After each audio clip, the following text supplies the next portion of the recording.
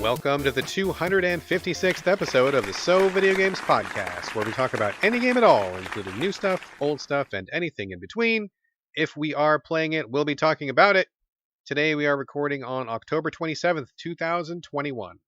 My name is Brad Galloway. I am the editor of GameCritics.com, and 50% of this here show with me is the man who's only using his ears, Carlos Rodella. That's me. I use my ears to listen, and then I use my mouth to say words on a podcast. What is that about?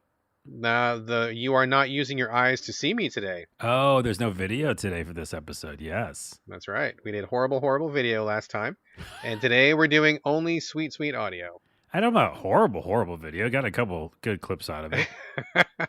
Nothing to do with your editing. It's weird for me to be on camera, even if we're not really even doing anything, which is actually double weird because I have when I'm doing my real daytime job, I have an extremely visible job where I'm the center of attention all the time. But when I'm at home podcasting, it feels different. Like my brain's in a different zone. And I'm like, I don't want people looking at me for whatever reason, even though when I go to work, people look at me all the time. So it's strange. It's fine. It makes you want that separation of church and state.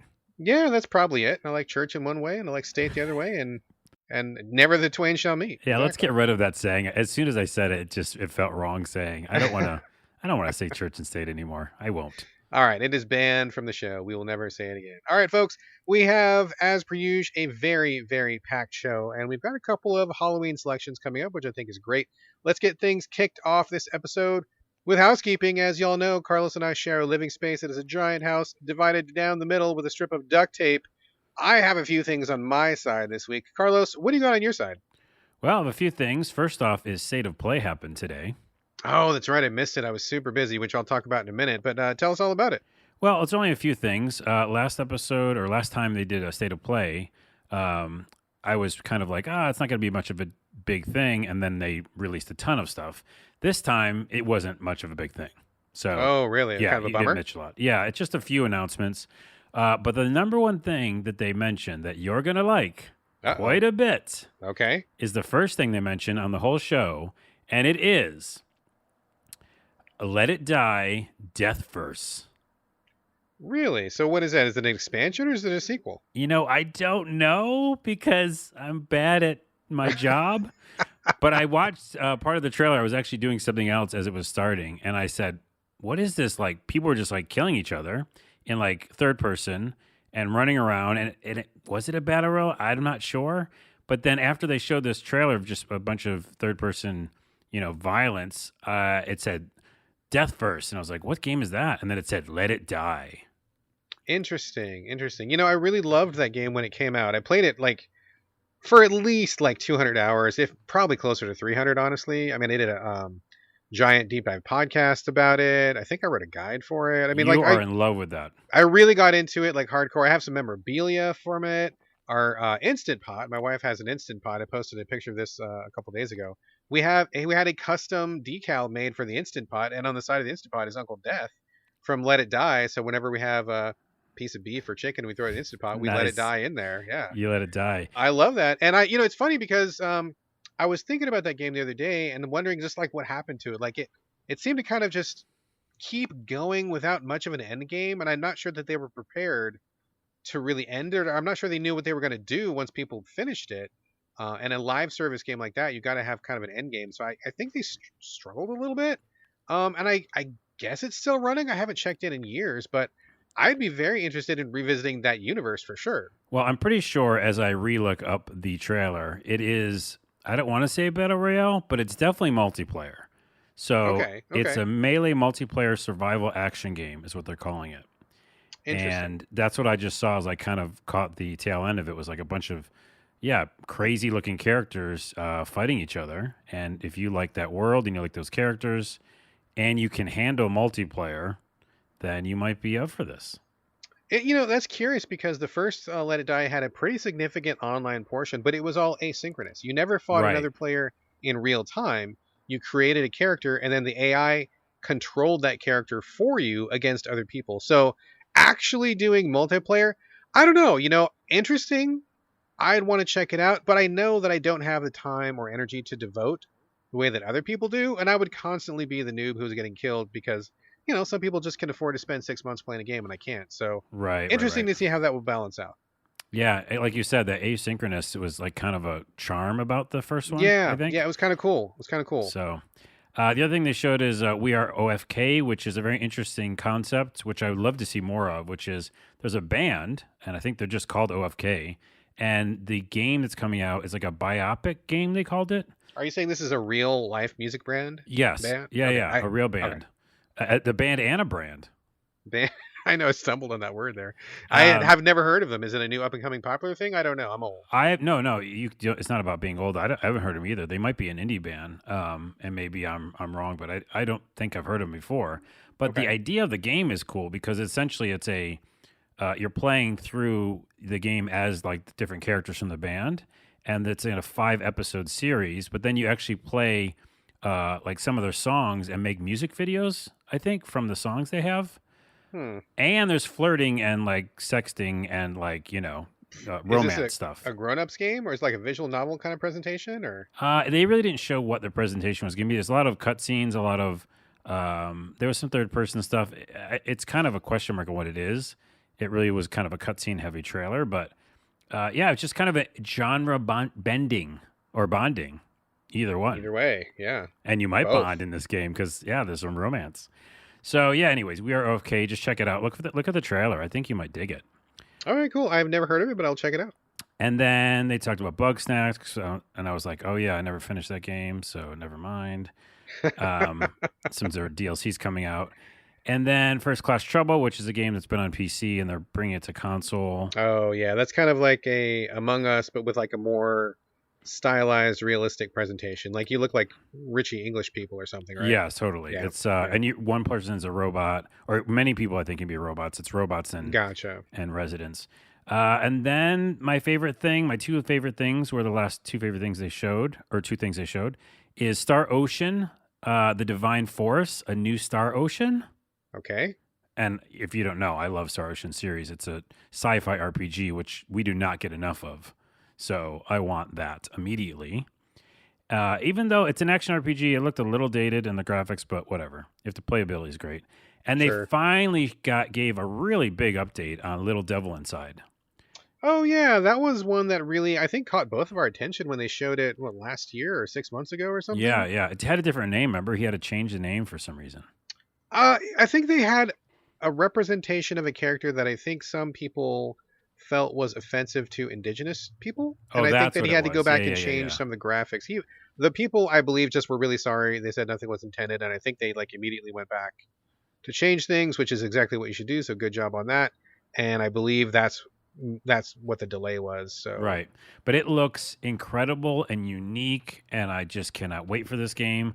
A couple of yeah, things, same, couple same. of things they showed that we had not seen before, which is the overworld map in the game. You play as like an adventurer, a little character who's an adventurer going on different missions, and almost in a Death Stranding vibe, and the fact that he's got a backpack that's pretty big, and he's got like equipment, and he has to craft and cook food and stuff, and he goes out into the wild to like figure out what to do and missions to find. And the overworld map is very interesting because it's totally different graphics. It's almost like you remember the Weeble Wobbles? You mean like those little toys for like preschoolers? Yeah, because we're old enough to remember that, and everybody listening has no idea. Yeah, But yeah, they were yeah. little toys, and they look like little eggs. So the characters in the overworld map look like that. So they're almost like little toys, and you move around the map, which looks like a huge diorama or something. And there's events that take place on the map. And then every once in a while, it cuts into the actual gameplay and what the characters really look like. And that's like the stylized look that you saw in the trailer. And he fights things and, he goes on adventures and stuff. It just looks much more expansive in its kind of concept than I think we originally thought it was. Interesting. Okay, yeah, that one really caught my eye. I mean, the parts that we saw, love the art style, love the concept. From what little we knew about it, seemed like definitely like a strong hunting angle and adventuring sort of a thing. So, yeah, I'm definitely interested to see more for sure. Super cool. Do you want to go for a couple boxes? Yeah, that's fine. I don't have a whole lot of stuff. I mean, first off, just really quickly, man, when you become a homeowner, and this is not in any way a humble brag at all. I mean, like my wife and I do own a house, but it was only after like 10 years of scrimping and saving, and we just really got lucky, and et cetera, et cetera. I'm not saying like, oh yeah, we're homeowners, no big deal. Owning a home is a real fucking big deal, and I'm very fortunate. We're very lucky. But once you own a home, if you've never owned a home, the secret about house ownership that no one really talks about is that your homes are constantly like disintegrating and falling apart like 24/7. Like you look at a house and you're like, that looks like a good house, looks like a cozy house, solid house. No way, man. Every house on earth is just crumbling before your eyes. Ha. Shit falling apart, breaking down, things just like decaying, and just like, oh dude, like I can't even begin to describe how much shit breaks in your house. Do you know what that's called? It's called entropy. Exactly. It is a house entropy or physical entropy or whatever. The Yeah. energy of the universe is leaving Yeah. houses. Like it's the earth saying, we don't want you to live in one spot for more than 6 months. Get the fuck out. Anyway, we had like the bomb cyclone which hit the west coast a couple days ago or whatever, and we were having some patio trouble already with the roof. The people who flipped the house that we bought did kind of a slapdash job on the patio roof, and we didn't notice it right off the bat. But the longer we lived in the house, we're like, oh, it actually leaks quite a bit, and oh, they didn't do a very good job on this. Whatever. It looked fine for the 2 months it took to sell the house, which is really what a flipper's goal is anyway, right? So the whole a whole bunch of the roof like fell off, like the like a big chunk fell off. Water started pouring down, like the whole thing was just basically like unusable. We tried to patch it up, couldn't do it. So I've spent the last couple days like driving back and forth to like Home Depot and Lowe's and like buying wood and getting tools and shit. And I'm gonna try to fix it myself because number one, home repairs are super crazy expensive. And even if I had the money to get the repairs done, which I don't, no one is available. I couldn't even get anybody to come out and take a look at the house. I called like 3 or 4 different contractors. Most of them didn't even call me back, and the one dude that did call me back is like, "Well, I'm not going to get to it for like 9 months." He's just Wow. like so backed up. So, I'm going to be doing a lot of YouTube searching. I'm going to be getting up on a ladder quite a bit. I'm going to be doing a lot of like roof repair. So I feel like I'm kind of behind things this week in terms of gameplay, and didn't watch the state of play and stuff because I've been driving. And last yesterday, my son and I rented a U-Haul van because we had to get these giant roof tiles that were too big for my car. So we like packed in this giant van that we rented and drove around and like hauled shit back and forth, and it was like a day. So that's kind of like how my week's been going so far. Dude, it's like real world shit. And I've heard that same story from a lot of people with this whole bomb cyclone thing, which, by the way, is a bomb ass name for a thing, even though it's terrible. Bomb cyclone, pretty cool. Yeah. And by the way, what's our greatest enemy as humans on this planet? Wind. Wind. I mean, water's pretty bad too. Water too, but water and wind together, yeah. But it's just Even crazy how worse, like yeah. just a little bit of wind in the consideration of like this whole planet, right? It's like pretty windy, not like hurricane windy, but pretty windy. Even pretty windy like ruins people's lives. So it's nuts. Yeah. Well, water is no joke as well, man. Like water, like I spend a lot of my time dealing with water issues around the house, which is nuts. I never would have thought that would ever be a thing. Anyway, let's get off of the old man homeowner podcast. Welcome That's back fucking to boring. housekeeping podcast. Yeah, I know. No one wants to hear this housekeeping, pun intended. Oh, literal housekeeping this week. Wow. How did we not It- lead with that? Jeez. Ah, Missed man, opportunity. if we had been on it, we would have planned it that way, but we didn't plan it that way. Anyway, Dune came out. Did you watch Dune? Yes, of course I did. Let's spoil it for the whole podcast listening audience now. We're gonna spoil nothing. Let me ask you really quickly, Carlos. So I read all the books, or at least as many of the books existed, when I was growing up being a sci-fi reader. So I was very familiar with the source material. I saw the David Lynch that did David Lynch, of course. the Kyle other MacLachlan. Dune, and he said he hates the movie, wish he had never made it. He really regrets doing that. I Did totally get it. Kyle say that? No, Lynch said that. He said he wished he never made Oh, it. because hates he that was movie. again. He doesn't like bending to the rules of corporations and stuff, and so there's a lot of like things he had to deal with during the making of that. I guess so. I mean, I didn't get the full. I just saw a quote that somebody shared, and they're like, "Yeah, he hates this movie. He never wants to talk about it, and whatever." So I was, I'm pretty familiar with it, and definitely looking forward to it. And are you up on the Dune verse, or how? Like, what was your anticipation level before you saw it? Well, without too much of a tangent, I'm a huge sci-fi nerd, and also I've read a lot of sci-fi books, but I watch a ton of sci-fi movies. I've probably seen every sci-fi film. I don't know, probably everyone, even bad ones. And I'm always hungry for new sci-fi. And I have seen the original Dune with David Lynch, and I watch what's his name, Joronovsky's Dune. Jodorowsky's. I Yeah, think that's it. it's a documentary that I highly recommend to everybody. We'll put it in the show notes maybe because I can't say it correctly. Jodorowsky, and I always wanted that film to be made because it seems like really really epic what they were going to try to do. So I've kind of like know about the world and know about like the story in general. It's a little convoluted for my taste. I've like kind of more of a simpler setup. But that being said, I've just been hungry for epic sci-fi, and this is spoiler free, but I just think that they nailed it when it comes to the world and quickly getting you up to speed on what you need to be up to speed on, and then just presenting this really epic sci-fi tale. And I just love the world that they created. It's just so expansive and big. Like everything felt real and big, if that makes any Yeah, sense. yeah, for sure. I mean, I liked it too. I definitely liked it for sure. I think that a common criticism going around, and one that I feel like is a fair criticism, is that a lot of people felt like it was a little bit cold, like there wasn't enough human connection with the characters. Which, honestly, I kind of felt that a little bit too. But I think that is kind of due to like the setup. I mean, there's like a whole. I mean, it's a juggling act, right, or a balancing act. Like you have to get people interested in the movie, and you don't want to overwhelm them with a bunch of nonsense because people don't know what this is all about going into it. But at the same time, you have to like honor the source material, and you want to deliver what this thing is actually about to the people who know what it's about. So it's like, how much do you include and how much do you not include? And I feel like the director, I forget his name, the French guy, right? Villeneuve is how you pronounce his name. Is that right? Yes. I think. Okay. Apologies to him if I'm mispronouncing that. I think he did a great job. I feel like he was pretty on target with including enough of the book stuff to like appease fans of the source material, but also keeping it light enough so that people who are walking in cold weren't just drowning in like lore and minutia. But I do feel like it was lacking warmth and the human element, which understandable. But I hope that in the second film, if it gets made, I mean, I guess a lot of it depends on the box office. It's got greenlit. It already got greenlit. Oh, did it get Yep, greenlit? yep. Oh, great. At the time that We're I all checked, excited everybody was about it. waiting. Okay, good. Excellent. I would expect that to change. I think the second half, already knowing what's to come, should be like way more up close and personal, way more, about Paul and his journey and about that stuff. So I'm expecting it to be a little bit more human in the second half. And that would be, I think, appropriate. So I have two things to say about that. One, you're right, because Zendaya was not even in this film.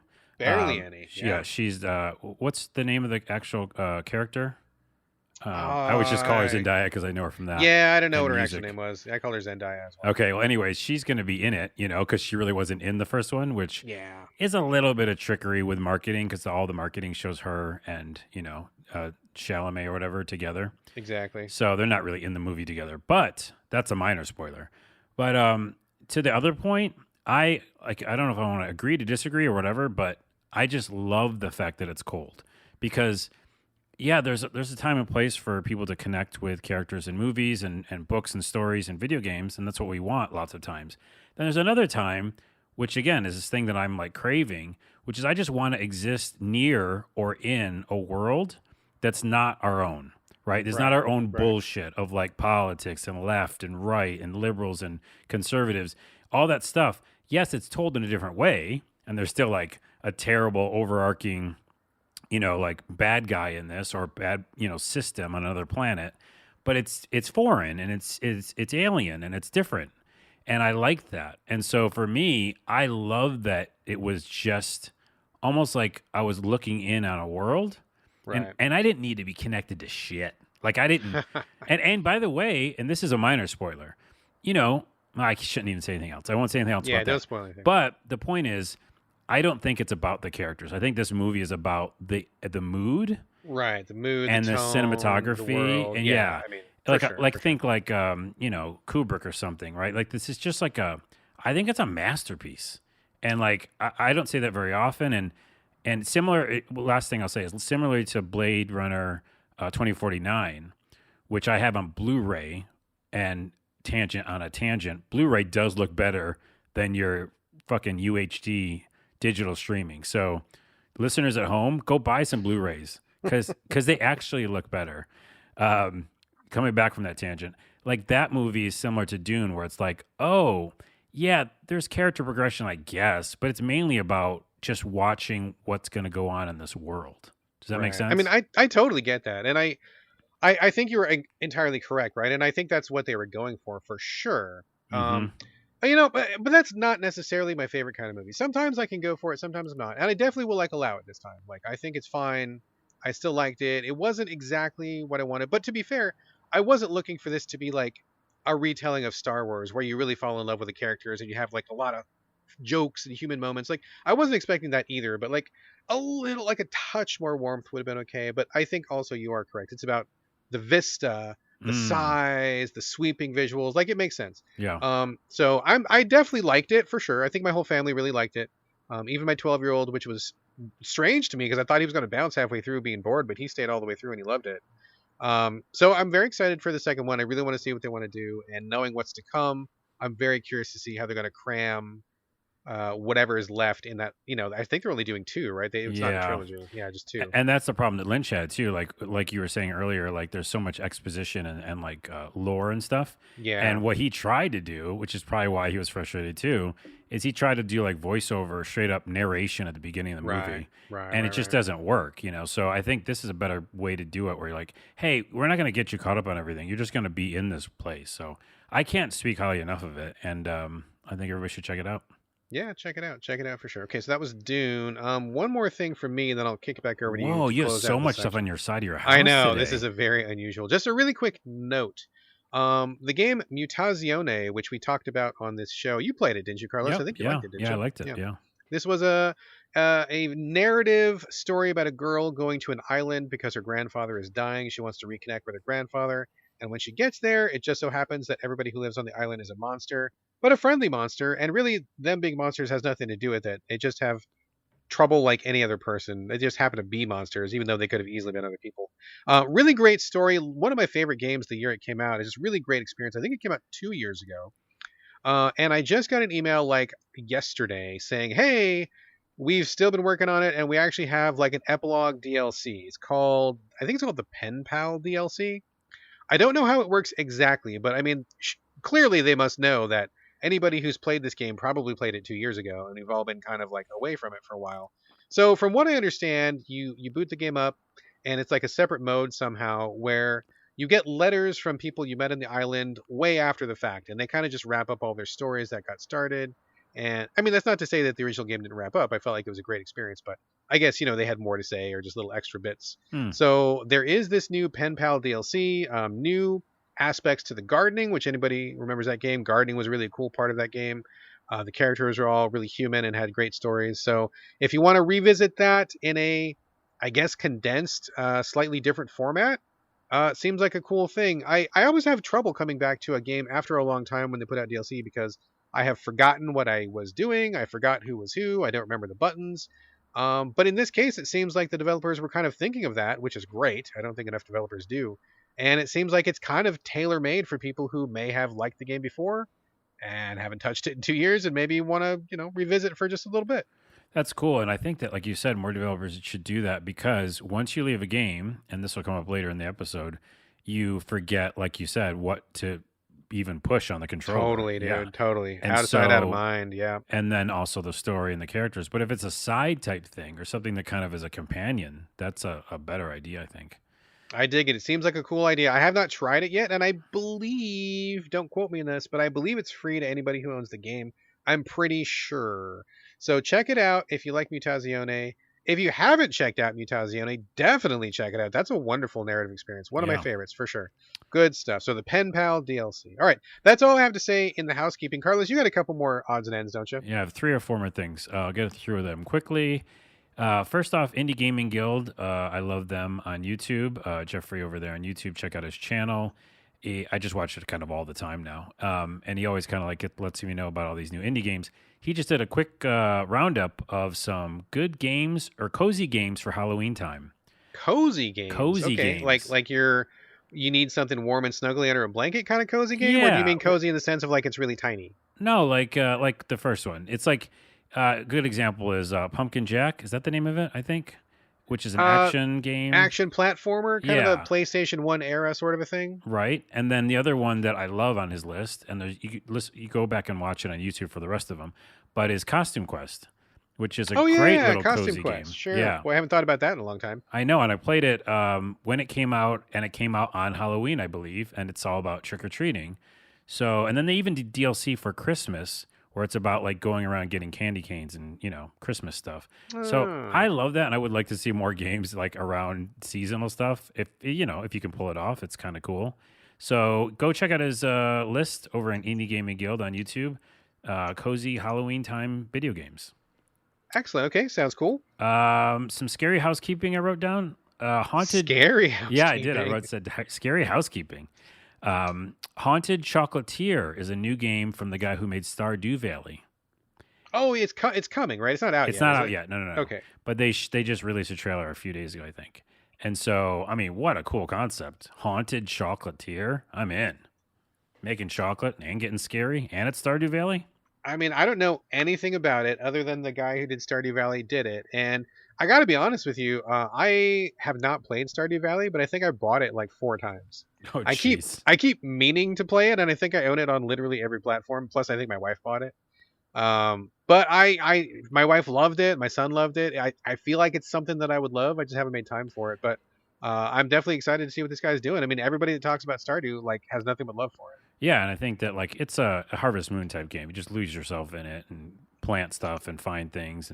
But he definitely did like story bits too. So that's why it's interesting to see the kind of a spooky style story as well.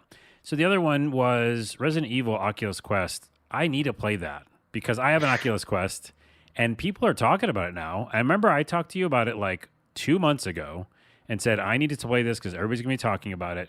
And now they're talking about it. Like there's so many YouTube videos. What is it? I mean, number one, I mean, Oculus, I'm out. But like, what is it? Just a remake of something, or is it brand new? And number two, Oculus, I'm in because I have one. Oculus Quest 2, which I have, and it's Resident Evil 4 in VR. Ah, okay. So, I mean, that seems pretty cool. I'll look for it. I'll like pony up the money. I'll figure it out because we probably can't get a code. But I just wanted to bring it up because, yeah, people are starting to talk about it, saying it's really fun. And it's weird because that's the only place you can play it right now is Oculus Quest 2, I believe. Okay. So I'll check that out. That's more of a note for myself. 2 more things. We had a poll about the Uncharted movie. We did, did and you I'm see the glad that you trailer? brought. I watched it 42 seconds before we started recording because I forgot to watch it, and I'm like, oh shit, I should probably watch. So I just watched it a few minutes ago.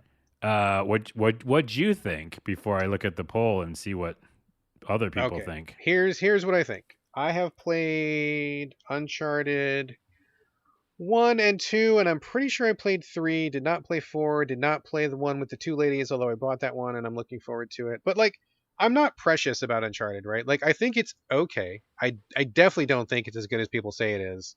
I think people give it a huge fucking pass, and I think it has a lot of problems. It has many problems from like a gameplay perspective, from a content perspective. Like, it's fine, right? It's not something I'm mad at, but people hold it up like it's God's gift, and that kind of like I just don't agree with that. So I'm not precious about Uncharted, right? So I watched the trailer. I like Tom Holland. I love Tom Holland. I think he did a great job as Spider-Man. He really like quickly became like one of my favorite actors because I think he's so fun. He did his little clip when he was doing Rihanna's Umbrella, which like really blew me away. I thought that was amazing. So I like him. I would definitely see this movie just for Tom Holland. It's got the Wahlberg guy. What is his name? Mark Wahlberg. Mark Wahlberg. The Wahlberg guy. Yeah. Yeah, it's Mark, isn't it? Mark. It's Mark. Yeah. Yeah. So he's in it as Sully. I mean, both in terms of the characters, they both look too young for the characters they're supposed to play. But whatever. Yes, exactly. Creative license. But honestly, I will go. I mean, I'm not going to go see it. I'll rent it when it comes to home theater or whatever. I mean, it'll be a fun action romp in the tropics. Traps and some supernatural shit, maybe some temples. I mean, whatever. It'll be a cool romp. I'll watch it. I'll have a good time, and I'll bounce. It's fine. I'm not gonna get real wrapped up in the whole. Is it authentic? And it doesn't look like Nathan Drake. I couldn't give a shit. Well, the biggest issue I have is that I also like Tom Holland as Spider-Man. And he was just recently in some, again, I watch every sci-fi film. He was in a new like indie sci-fi movie about where he had like telekinetic powers. What was that called? Oh, I should look it up. Well, just wait. I'll look it up after this. It's actually pretty good. And I buy a lot of like VOD sci-fi films, on demand. Sure. I'll look it up after this. But anyway, so I liked him in that. And I like, his kind of humor. He's got this kind of innate humor. He's just a real likable dude. Like he could like read a phone book to me. Kids, don't ask what a phone book is. Just Google it after the show or something. Nice. He could read the phone book to me, and I'd be like, man, that was just so engaging. Like he would make it fun, right? Well, he would mess up and somehow like drop the phone book too. And it would be charming. And it Yeah. would be like, oh man, what a charming dude. But the problem is, and I've brought this up on this podcast and probably others before, is that when someone gets ingrained in your head as a character or as an actor that you like, they're just that actor. And we said this, I think, many times. Denzel Washington's Denzel Washington. He can be in any movie. If I see him, I don't go, oh, it's Jake or, whatever. It's Denzel Washington. Sure. And so that's the problem I have with this movie. Like, I really like Tom Holland as Spider-Man. I was able to deal with him as this psychic guy, telekinesis guy. Sure. But he's pretty much Spider-Man. He's all over the MCU. And then the other one is Mark Wahlberg. I don't want to see you anymore. Like, I'm over it after The Happening because he was in one of the worst sci-fi films ever. Not his fault. It was the director, but it was M. Night Shyamalan, wasn't it? Yeah. Worst thing ever. By the way, the spoiler for that movie, the monster. Skip ahead if you don't want to know the spoiler of The Happening. The monster in The Happening is trees, just plants. That's the answer. There you go. Anyways, so the point is, it's Mark Wahlberg, it's Tom Holland. I just see those two actors. I don't see a video game.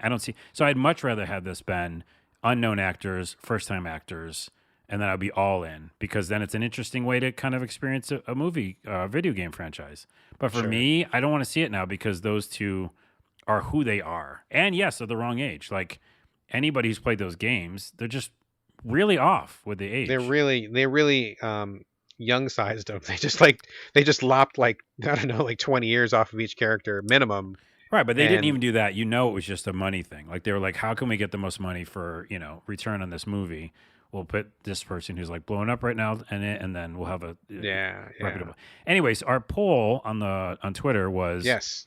Now that the trailer is out, psyched about the Uncharted movie, hard pass from our show, or not sure.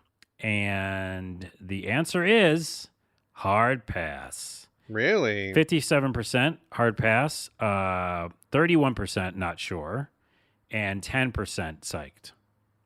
Interesting. Well, I wonder if that's a lot of people who are precious about Uncharted. I know there's a lot of hardcore Uncharted fans, and I know that's a favorite franchise for a lot of people. Certainly not for me, so I don't have those feelings, but I can understand how people who do have a precious connection to that series would feel like this is not an accurate, probably not what they imagined thinking about it on screen. Yeah, I mean, if you just look at the game once and you can get it, that it's not that. Okay, by the way, the name of that movie that I was talking about with Tom Holland, that is good, and you can separate yourself as he's another character. It's called Chaos Walking. Okay, never heard of it, but I can check it out. Check it out. Okay, two more things really quickly. Grand Theft Auto Definitive Edition definitely got announced officially, and they showed the graphics of it, and it looks, better, I guess. It looks a little cartoony, but, they didn't change it totally. And what's interesting about that is the Definitive Edition for San Andreas, I believe, is coming to Xbox Game Pass day one. PS Now, which we never talk about, is getting the whole thing. Wow, they must have paid $1 jillion for that. Right. So it's like, hey, we're a service as well. Remember us, guys? I mean, why would you do that though? Because PS Now, as far as I know, is still lagging pretty far behind what Xbox Game Pass is doing. And are you really gonna sign up for a subscription? I mean, unless you offer a 1 month free trial or something. I don't know if they do, but I mean, it seems like a lot of people already know what GTA is. It seems like they're already fans. You're kind of want to get in on that if you like it. Wouldn't you rather just pay the 40, 50, 60 bucks or whatever rather than subscribe to something? Yeah, it's a grab for new customers. It's an acquisition play. For sure. And it might work. I mean, it might work because if they also package it with a bunch of other big titles they just got, then people go hey, maybe this is an alternative. So who knows? I just thought I'd bring it up because it's interesting. And lastly, Gaming in the Wild, which we mentioned almost too much on this show now. No such thing as too much gaming in the wild. All right. He mentioned this really interesting account, I believe, on Twitter. It's called Nonviolent Game of the Day. Oh, yeah, I follow that account. Oh, you follow it? Okay. I think they're on Instagram, too. Yeah. So people check that out because we need more nonviolent games, and you can check them out on Twitter, I guess, and Instagram. They've got some really good picks there, which is really cool. It's funny you bring that up. Just a really quick tangent. I was looking at my I don't know, my life in the last like month or two, and I was just like looking at what I've been doing as far as playing habits and stuff. And I jump back into the Death Stranding director's cut, which is pretty unusual for me. I almost never ever replay a game. But in this time, not only am I replaying this game, I'm skipping all the cutscenes, of course, because the cutscenes are garbage. But I'm like maxing it out, like I'm like 5-starring everything, and I'm getting S ranks on everything, just because. And I was really thinking about this, and I think that even though there is some violence in Death Stranding, there's like the BT ghosts, and there's some of those rogue dudes who like will try to rob you of your packages or whatever. But like the large majority of that experience is really actually nonviolent. Like you're picking up a box, you're driving across something, you're hiking across something, you got a motorcycle across something, you get to where you're going, you deliver a box. That's like 80% of the Death Stranding experience, right? And I'm Yeah. thinking about this like where I'm delivering boxes. I spent all day yesterday building a road. That's all I was fucking collecting materials, collecting ceramics, collecting metal, building a fucking road. That's all I was doing. And I'm looking at this and I'm like, it feels really good to play a game where I feel like I am doing something positive. I'm not in conflict with anybody. I am not under penalty of death. Like there's very little like punishment if you mess anything up in Death Stranding. I can spend hours not having any conflict with an NPC or anything. And that's kind of what I was really into right now. I mean, I love that aspect of it. So I definitely agree that we need more non-violent games. I would love to see more people explore that space, especially people as high profile as Kojima. I mean, I think he got a home run out of this one. I don't know that everybody can turn out something like this. Of course not. Kojima's Kojima, but I would love for people to explore that. That's interesting. You were making a road, but you're also making a roof in IRL. I'm building shit in my game, building shit in real life. You're Yes, I am. I'm just building building in two shit all over the ways. place. Yeah. Ugh. No, I get that. And actually, that's one reason I keep meaning to bring up some good mobile games on the show because I keep looking for them. Like every night, I either mess with my Switch or I mess with my phone, probably on TikTok. And, I am playing one game, which we'll talk about, I think, next episode called Heroes of the Dark. Is that what it's called? Never heard of it. Yeah, Heroes of the Dark. It's maybe, I don't know if it's fully out yet, if it's alpha or whatever, but I'm pretty sure, yes, I can talk about it now, but I will be talking about it next episode. That being said, what you were talking about, doing something that's non-violent, I've been playing a lot more idle games on my phone, and I know that's a specific type of audience, but there is something to the idle games I play on my phone are the kind of resource management and building things up, right? And you're just like kind of a clicker game. But Yeah. there is something really relaxing about it because before I go to bed, I'm like, oh, I'm just upgrade this one thing. I'm just gonna do this one more thing, and I'll click this one thing, and I'll do this thing, and I'll find this. And a lot of the idle games have cutscenes, so it's like you learn a little bit of the story, you build up your warehouse or whatever, and your resources, and then you go to bed. But there is something really relaxing to that because I'm not worrying about shooting or getting killed or there's no death state. It's just as long as I want to play it, I can keep playing it. So Yeah, I definitely I definitely agree because I'm looking at other games to play. I'm looking at things and like as soon as I hit some like conflict or something, I mean, yeah, that's a lot of what happens in games. And I'm not saying I want all games to be like this, but for me in my personal headspace right now, I'm just not looking for that. Like I want something where I'm not fighting something, where I'm not under pressure, where I can just kind of like engage with it in a way that I feel like is worthwhile and relaxing. So yeah, that's kind of the zone I'm in right now for sure.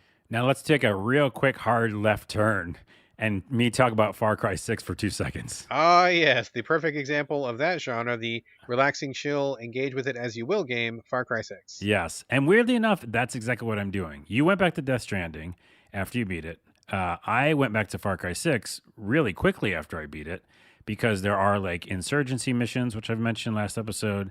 There are little things you can do, some DLC. And there later on will be like a lot more DLC because there's actually a game console in the island. Like you can go in a little hut and you see a game console. And on that game console, you can play coming soon, like different missions from the other games. So like 4, 5, 3, 4, and 5, I think. Okay. But anyways, the reason I'm playing it is because it is relaxing, even though there is violence. Like we said earlier, I'm very, very well versed in how to do all the buttons, right? And I know I've upgraded my character. it's very easy to go and take over an outpost or whatever. And that is, after a very long and arduous day, super relaxing to me. Yeah. So it's a different kind of relaxing, yes, but it is something that I'm not too worried about my dying as much anymore because I've upgraded myself. I know how to get in and out of situations. I'm basically not worried about death, you know? And when you're in that state, you know, it's like you've upgraded your character so much, you like want to keep playing in that state for a little while. You want to So enjoy the fruits of your labor. I'm enjoying the fruits of my labor. Well said. But I wanted to bring it up because I guess I should go on YouTube and see. I don't think enough people are talking about the absolute chaos that the NPCs get up to when you just watch them. Like, it is madness. So I mentioned it when I first talked about it, that if the NPCs are just walking in the street, other cars will just hit them. Yes, you Remember? did mention Yeah. that before. Yes. So here's an example of what I watched yesterday. I just went over a hill, looked at a random street by the woods, not even a city street, just a random street. And you're the people who are with you, kind of your revolutionaries, are all just out there in the world, right? So you get kind of gain them, and as you gain them, you can see more and more of them like pop up in the world. So I just see my guys just out there fighting, you know, the enemy, which is the broken state that we've already kind of toppled. Right. So I see some truck drive by, and the truck just like they aggro each other, right? So they are all the NPCs automatically aggro. So the truck with like soldiers are driving by. They see the guerrillas in the woods. They just get out of their truck. They start attacking them. The guerrillas throw like grenades, blow up the truck. Alligator came out of the woods for some reason, started eating one of the military. After that happened, there was a little guy, in those little mopeds who was just like driving someone around like a tourist. And he drives into the scene and he doesn't even stop. He like hits a guy, just keeps driving. I think that guy blew up at some point. The road's on fire and a tree fell down. It was just like madness. I think then a helicopter showed up and all hell broke loose. But I didn't do anything. I was just standing there. Emergent stuff can be pretty good. That's some of my favorite moments from certain games. I didn't play Far Cry 6 enough to really see some of that stuff, but I think Fallout New Vegas is one of the games where I noticed that the most, where I had like a number of like really cool moments that came out. I love when stuff like that happens where it's not scripted, it's just the world kind of interacting, and if you catch it, just sitting back and watching that stuff play out is almost like better than playing the game itself sometimes. It's awesome. I feel like more people should be talking about it because maybe it does ramp up as you get more of a revolutionaries on your side. But now I'm like in end game, and so I'm running around and I just see so many of my soldiers just fighting. And like literally, like you said, to finish this point, I had a really cool like a couple missions that weren't missions. They were just me finding my soldiers in the road, like fighting people. And I was like, well, I got to go defend them, And, Yeah. you can even go up to the guys that are on your side and revive them. So say they get knocked out because they have health points. So you can actually go over and revive them before they die. So I'm like helping randos take over like this truck just because they're like attacking us. It's really, really fun. More people should know about that. That's all I'm saying. Yeah, playing with that stuff is pretty cool. I think that's a really neat feature when games can get it working properly. And weird, goofy stuff happens too. But when those systems are there and they're functioning, and you can kind of sit back and observe, that's a pretty cool bonus. I dig it. Yeah. All right, housekeeping's over. That was a lot. That's a whole episode. So We can did just have say a whole goodnight. episode. Wait. There's one more thing. I was going to ask you about New World. That was something I know you've been playing. I know you were going to just give a couple, just a real quick mention. Or I guess we could save it for next show if you feel like it's. I'll just say one thing about it. Okay. So I was really interested in it, and a friend of the show, Ray, told me about how he was playing it, and I was watching him stream it. We should put a link to his streaming in the show notes, maybe. Anyway, so I saw him playing it. I was like, oh, yeah, I got to play that again because I have a code. So I went to go play it on my nice, fancy PC that can handle it. And, of course, I plugged in my controller because I'm going to want to play it on controller. And by default, the controller doesn't work. Like, it controls it a little bit, but I don't know if you ever played a game on PC, probably not, where you're trying to make the controller work and all the key bindings aren't exactly perfect. So I actually have had that experience, which is fucking miserable, and it it makes me is. run screaming from my PC. Right. And especially because with this one, with New World, everything worked except like 3 buttons, So I was like running around. I could attack and I could dodge, but I could not jump and I could not pick up items and I could not block or something like that. But I could do all the other things. And I was like, well, that's annoying. So then I did a workaround, which is the community makes key bindings. And so I loaded up a key binding that was for New World, and it also didn't have all the buttons. Oh Jesus! It had most of them, but it didn't have like a couple big ones. And so I just couldn't play it because I cannot do WASD. Like I'm just not that person. Oh yeah, forget about it. That's I don't care what game it is. Hard out. I will Hard not even out. consider Yeah. it. Yeah. And there's a lot of action. Like it's an action-y RPG kind of game in a way, with some resource management and stuff like that. So I want to lose myself in the world. The graphics look really good. It seems like a good hook. Yeah, I want to jump in, but I just have to wait for I think the developer to put out the actual key bindings. That's a bummer. I hate when that happens. That sucks. So I've heard, a lot of good things about it. A lot of people in my timeline are like all of a sudden out of nowhere kind of talking about it. It seems like that game is gaining some momentum, but I'm guessing most of those people are very comfortable with the mouse and keyboard setup, which is not me. Yeah, not And me. it never will be, and it sounds like it's not you either. So they're going to have to make some kind of It was workaround. so depressing because I was so like, okay, I'm gonna get ready. I'm just gonna spend the rest of the night jumping in, cutting down some trees, fighting some monsters, and then here I am, like not able to jump, and just, you know, it's sad. So I'll come All back to right. it later on. All right. Or don't. We'll see. We'll see what happens. I'll come back to it later on. We are almost okay. So we are done with housekeeping officially. We still have basically an entire episode left to go. But before we get out of housekeeping, I just want to give a quick heads up to people who are curious about the game, The Eternal Cylinder, and who also may be fans of my 12-year-old son Whitaker. He is going to be delivering a segment, a witty review on The Eternal Cylinder. It's going to be coming up at the end of the show after the closing music. So if you want to hear his thoughts on The Eternal Cylinder, he played it on Xbox X, played it all the way through. He just rolled credits a couple days ago. Was very proud of him. He had a lot to say about it, and if you want to hear what my son had to say about it, we will have that for you at the end of the show. So just heads up that is there. All right, and with that, the episode's over. And with that, the episode is just beginning. Here we go. Oh. Let's start the whole show. Carlos, we have a bunch of games. I feel like we're probably going to go through a lot of these pretty quickly, at least on my side. I have, again, kind of like I did last week, I ended up picking a bunch of games where I kind of, like rapid fire, we're going through them, right? Like I knew a lot of these were probably games I was not going to get knee deep into. Yeah. So I've got a lot of quickies. How are you sitting for the show? I have a bunch of cookies too. So how perfect does that work out for us? Excellent. All right, let's get to it then. Let's not waste any more time. You are up first, sir. Why don't you tell us a little bit about Conway, Disappearance at Dahlia View? All I know is it has a really long and interesting title. That's all I know about it. This has a very interesting mechanic in it that I'm excited to talk about. And it is about a retired detective you play, an older guy who's a retired detective, and it's a mystery.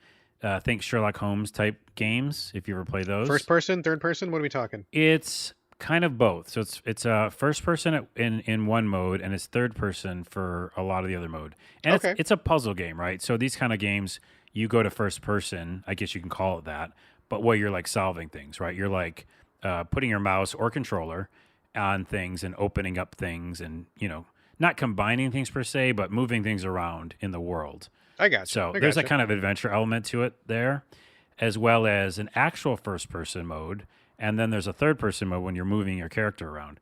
And your character's in a wheelchair, so that's a really unique setting where interesting. you actually have to maneuver that. And it's almost a little bit like tank controls in that way, where it's not just, burn, you're like going really fast and smashing into things. It's like you have to be like smart about how you would in real life probably use a wheelchair. Like, are you like moving each wheel independently? Like, is it tank controls in the sense that you're moving each wheel separately? No, it's like you're going left or right, then forward. Left and right, then forward, Okay, gotcha. How you probably would really do it. So that was an interesting mechanic. But my favorite thing about it is the game it centers around you trying to figure out where an 8-year-old girl is missing. And you are trying to do an investigation. But the game starts with this really cool mode that I want to see in more games, which is he just has his camera and he's looking out the window. So it's got a super voyeur vibe to it. And I don't know. I don't know if I should go on this tangent, but I have a dream about this. Um, yeah, the tangent is real quick. I used to have these dreams that I was floating around and at nighttime, and I would be like just floating up to people's windows and looking in. And it wasn't like, what you're probably thinking. I wasn't like trying to see some sexy time. I was Uh, like just interested in like almost the mini diorama of people's homes. Like it's very interesting that we're all on this planet doing different things. And so my mind was just like, constantly interested in like, what does their house look like? What does their house look like? And I remember in my dream I would do that. So in this game, you start with like you looking in people's windows with your camera because you hear a ruckus and you know the neighbors and you know your neighborhood and your apartments and the people who live near you, and your character's talking about what's going on there. Why are those two people, the couple, mad at each other? And you literally follow them inside, and you can't see all the way in, but your camera can zoom, right? And so this game is broken up into 3 different sections or 4 different sections. One, like I said, is traversal. One is like problem solving. And my favorite part of the game is this, where you actually are trying to deduce what's going on by looking through a camera in people's windows. I love it. Interesting. Interesting. There was another game that was very similar to this. I mean, this sounds like what is that Hitchcock movie where this is like Yes, kind Rear of Window. like is it Rear Window? Yeah. There was also another game recently that came out, and I believe CJ Salcedo reviewed it for us at Game Critics. It was called like, oh man, it was like Wait. Flowers or something. Oh, It I had was going to flowers say, in the title. was The Occupation they also did, which is similar. It has some Oh, similar really? stuff. Yeah. Okay, no. I'll have to look it up. I'm going to look it up at Game Critics. But it was the same thing where like a person was looking through a window using a camera, using that to deduce what was going on in their neighborhood, kind of a thing. I don't think it had the first person puzzles, but interesting that this kind of rear window thing is popping up as a mechanic lately. I want more of it. And my only criticism, I haven't played like a ton of this game, but I've played enough to do some problem solving with the puzzles and learn more about the crime. But you also see other crimes alongside it. It's not just about this 8-year-old girl. So yeah, for me, it's just that mode is so fun because you're kind of at your own pace, right? And it's not like characters are moving and you might miss something, but you try to like focus on things and take pictures, and then the narrator will like say more. Well, the narrator is the character, right? The detective. Interesting. So I just love that mode so much, more than the rest of the game, really, because I'm not the biggest fan of puzzles. But I would still recommend it for people who want a mystery game that has a really cool angle of looking through a camera lens and trying to figure out what's going on. Interesting. So that is Conway, Disappearance at Dahlia View. That sounds interesting. And the game that I was thinking of, which also has a very similar looking through your window, this time with binoculars, is called The Flower Collectors. And that Oh, one I don't know that. was very highly rated at our site. CJ loved that one. It's one that's on my list. So another similar rear window sort of a thing, and that's on the Switch. I think it's also on PC. So there we go. One more from you before we kick it over to me for a second. Roki, Roki. I believe you put some time into, yes? Yeah, I'm trying to think of how you actually say it. It's like Ryoki? Something Is like it that? from that part of the world that Yeah, we don't it's know like how to properly call it, like Scandinavia or Norway or Scandinavian. something? Yeah. I think it's with the 2 dots, so the umlaut. So it's like a Ryoki or something like that. I do not know. Bjork, Bjork had the umlaut, so Bjork is like that. So Ryoki, I think. Yes, it's Roki with the umlauts. I don't know how to pronounce it, but we're going to call it, I guess, Roki, I suppose, or Let's however you just want to call pronounce it it. It's fine. regular English Roki. Yeah, we're going to kill the nuance on it. I apologize to anybody who is Sorry. offended on our pronunciation. I don't know. Get the him proper over word. here Anyway, and get that Roki. Sorry. a little bit too much. It is too much. It's too much. I apologize. Roki, what is Roki all about, Carlos? Roki is very similar to the game I just played called Creepy Tail. Remember Creepy Tail? Creepy Tale from last week? 2 weeks ago? I don't know. 2 weeks ago, time yeah. It was. But yeah, it's just kind of, it almost starts the same way where you play as Tove. I believe I'm saying that right. Tove. And you have a brother. I think it's his brother. I think it's her brother. And you're like just out playing in the snow. And again, in the snow, kind of that feel of, I don't know, Iceland or something. It just feels Sure. like, somewhere in that kind of Nordic place. And you're just, playing with them and throwing snowballs and stuff. And you're talking about the ideas like myths and monsters and things like that. And you're younger people. So like she might be, I don't know how old, but like a little older than him. Is this like a 2D sort of thing, or what are we talking about here? 2D, yeah, kind of that 2.5D where you can kind of run a little bit forwards and backwards in the landscape. Okay. And it's very much that type of like adventure game where you're combining things. So you have a backpack, you can take things out of your backpack, etc. But you do things. It's not just combining things to within the backpack. It's like if you take something in your backpack and drag it outside of your backpack, then say like a snowball, you're throwing it in the real world, right, of the Isn't that game. interesting? Because have you ever tried to combine things in a real life backpack? It's extremely It's difficult, and impossible. Yeah, yeah, your shit just breaks most of the time. Like yeah. you put a bunch of stuff in a backpack, and then what? You shake it around. Like how the fuck are you supposed to combine something in a backpack? That's just a weird idea. It's a weird idea. You're not supposed to be able to do that, and you do that in this game. But yeah, it's got a lot of the same elements of like looking at your notebook, kind of interesting thing. She has like a journal, so she's writing a lot of stuff down that she finds. It's just very, very like friendly, but there's also like the idea of monsters and things that I won't spoil that potentially are real, and going and kind of on this huge adventure in the snow. And it's just nice. It's a nice, chill game. I don't have anything complaints about it. No combat to it. No combat. I mean, again, there's like a lot of like adventure elements. There's bigger monstery type things later, and again, a lot of it's like take things that you found and use them on said thing, right? Gotcha. But yeah, I think it's like friendly, relaxing. It's not as like even as scary or creepy as Creepy Tale, in my opinion. It's like the monsters or whatever they are, the beings. Yeah, they're just not like in Creepy Tale. It was like, oh my goodness, there's a lot of blood and it looks like really scary. This one, it's just like whimsical in that way. So yeah, I like it. It's chill. It's a very chill time. Excellent. And that is Roki. We're not pronouncing it right, but it's Roki with Roki? the umlaut. So where are you playing that? Where am I playing that? PS4? PS4 Xbox? slash 5, Xbox, maybe the Switch. Who knows? I don't know. I think I'm playing on Was Xbox. it in your dreams? No, I don't know. yeah. I did play in my dreams, and I was floating. No, I think I'm playing on Xbox. Yeah, it's a really cool because it's a really colorful thing and it looks really nice. So I would say it's a bigger screen for it. Excellent. Okay, cool. Let me just give a few words on a couple of games here. First up is Inspector Waffles, which I'm playing on the Switch. It has a very funny title, which really caught my attention because, I mean, Inspector Waffles. That just sounds It's a great funny when name. you say it. Yeah. It's an anthropomorphic game, 2D pixel based, where you play a cat who is a detective. So I guess it's kind of playing off that funny idea that we name our animals. A lot of times people name their pets after food, which is weird because you don't generally eat your pets. I mean, I guess sometimes you can, Oh, come but on. you don't make a habit out of it. So we name our we name our pets food, and this is Inspector Waffle. So he's a cat who's a detective. And the first case is like he's investigating some other cat got killed, and he's called to the scene to find out who killed this other cat. They're all like bipedal cats, like wearing suits and stuff. So it's like people cats or whatever, not four-legged animal cats. It's pretty straightforward and basic kind of adventure game where you like go through environments, click on stuff. Basically everything has some at least one or two lines of dialogue on it. So like click on a lamp and it'll say, "Oh, I really like the way this lamp looks. It looks pretty expensive." And you click on a door and it's like, "Oh, this door's handle is stuck. I can't get it." Like that kind of thing. We all know Adventure game stuff. yes, adventure ass game. It seems like the writers are trying to be pretty funny, and their sense of humor did not click with me. There's a lot of cat puns, which are I mean, they are what you are. You could probably imagine the kind of cat puns they go to.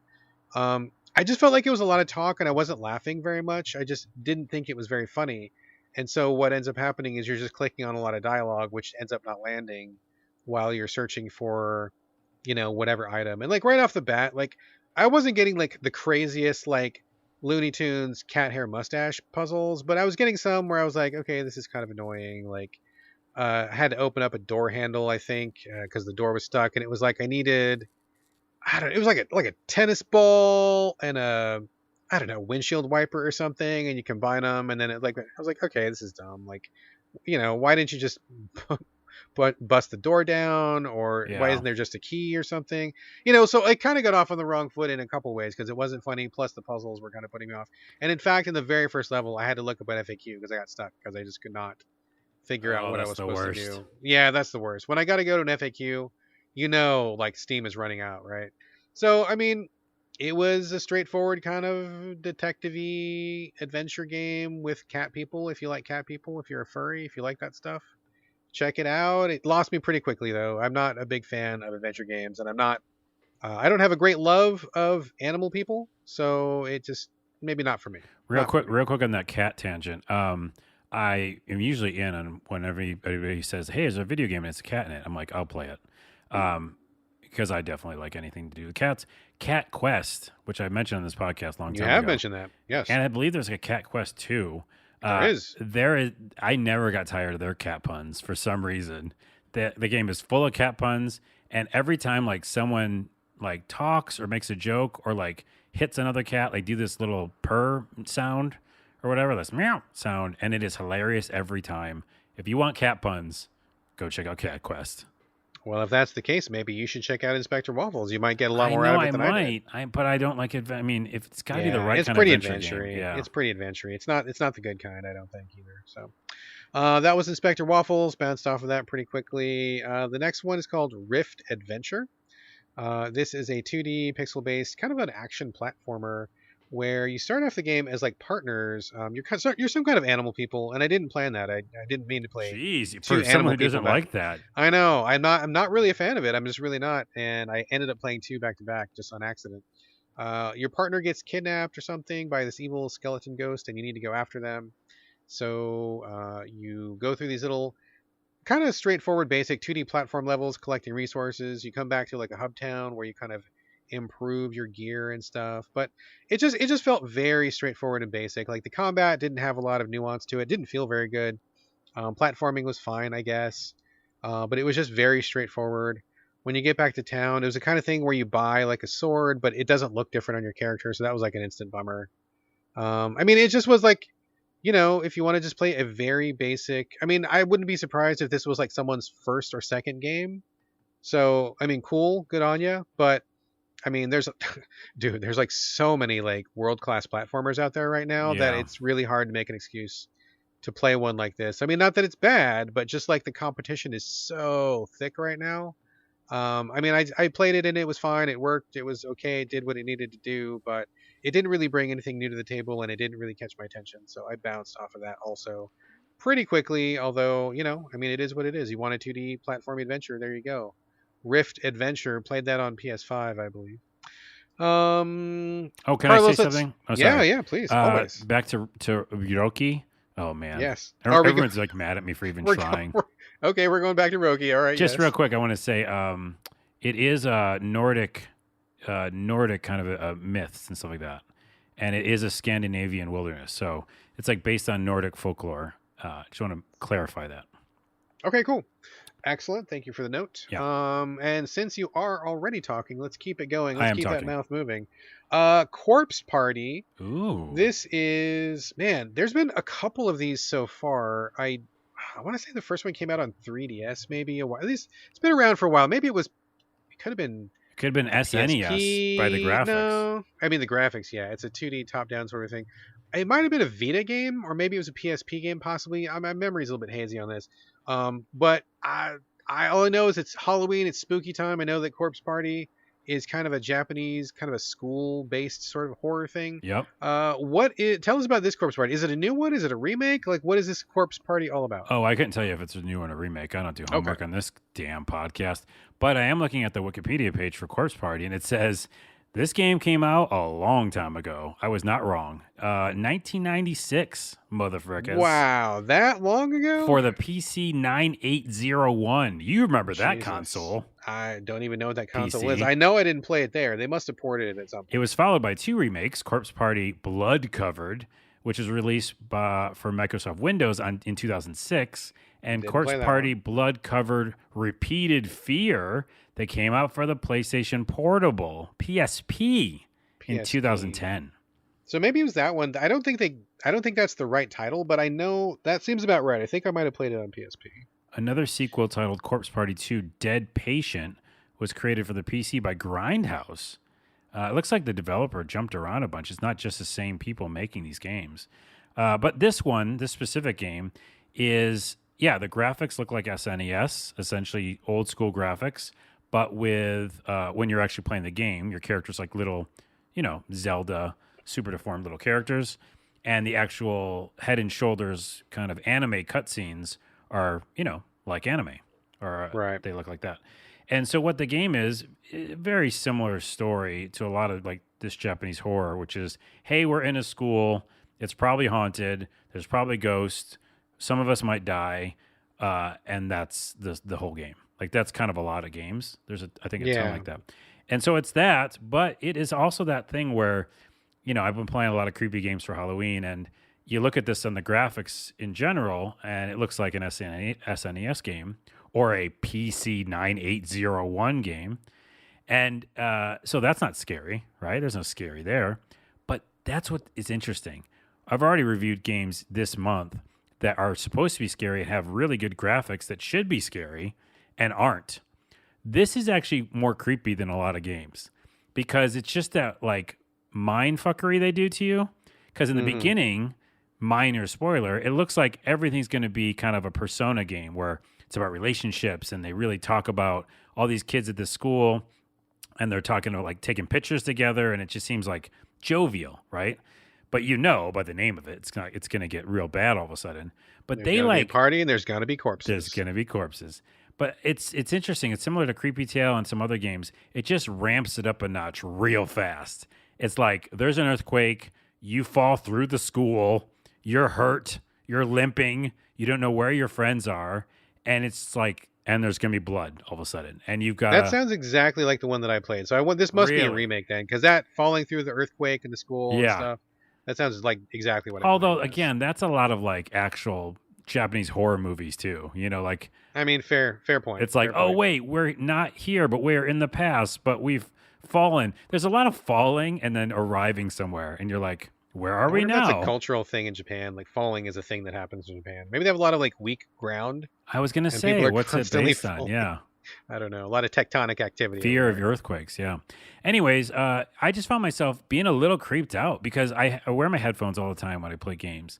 And so, turning all the lights off, I was like, let's just try to get creeped out by this. And the way that it abruptly changes from not fun and friendly anymore, but like, no, you got to look after these characters and, they could die. And it's like, there's some stakes here, and you're just walking down these little hallways and, there's adventure elements. It's not an RPG in any way. It's not an action game, but it's more about like finding items like a little piece of wood so that you can get across a bridge, looking after your characters so they don't die. And there's a lot of stakes, like I said. So I was a little creeped out. It was kind of fun. I kind of Interesting. recommend Corpse Party for Halloween time because to me, it's almost scarier, creepier than some other games that have all these great graphics because, again, you have a little team, you kind of control multiple people. So you kind of are like looking after all these characters and you want to do the right thing. You don't want them to die. And I like it. I kind of like Corpse Party. Right on. Right on. Sounds creepy. Sounds like a good recommendation for Halloween. Excellent. Corpse Party. Remind me where you're playing this? That I'm playing on Xbox, I believe, as well, or PlayStation. I can't remember. Or Or my phone. I can't remember. One of or those. we could be mobile. We don't know, folks. Track it down. All right, let's keep it going with you with a game that I thought for sure I wanted to recommend. We played this during the Demo Fest, or at least I played it during Demo Fest that the Xbox had, I don't know, a couple months ago during summertime. Echo Generation, very like I don't know, 80s, 90s, kids in the neighborhood sort of vibe. Kind of like I know you like your Earthbound games. Yep. I feel like this had a lot of Earthbound vibes to it, a lot of irreverent writing and such. Kind of seen from like an overhead perspective sometimes from a little bit more of a side perspective. Kind of those voxely, kind of weird, chunky graphics. But when I played this demo, I thought it was pretty cool. But I'm like, oh, this totally seems like Carlos's jam. So yeah, now that you played it, was I correct? Is it your jam? You are 100% correct. Nice. And by the way, the developer name, so cool. Coco Cucumber. Coco Cucumber. I love that name. This aesthetic is amazing. The art, I think, is awesome. You got to agree that the art's pretty damn awesome, right? Oh, it's great. Yeah, I'm very interested in this one. Yeah, for sure. So this is Stranger Things meets Voxels meets turn-based adventure game. They call it turn-based adventure game, but it's got an RPG element because you're doing battles in this game quite a bit. And turn-based battles, right? And they're turn-based battles. So it's got an Earthbound feel for sure because in Earthbound, it's definitely an RPG action when you actually get down to like a lot of the stuff you're doing in the game. And in this game, you can kind of mini grind because there's some areas where you can just kind of go back to enemies. And so I kind of grinded in the beginning and fought a bunch of enemies and got myself upgraded. But it's really about the story, and it's about the funny little quips and one-liners and different like story adventures. And it's a double-edged sword because my only negative to kind of attach to a positive is that the story and all the little kind of mini stories they tell in the game, they're almost so all over the place. And now Earthbound, that's what I loved about it, because you go to the bar and now you're helping the band in the bar, and like that's your whole thing. And later you're fighting monsters in these caves, and it was all over the place. So it's that too, right? Like in the beginning, you're just in a neighborhood, and again, the graphics are just so cool and interesting, and you're fighting raccoons. Like that's what you're starting, like learning how to fight and do turn-based battles. There's raccoons in trash cans, so you're fighting them.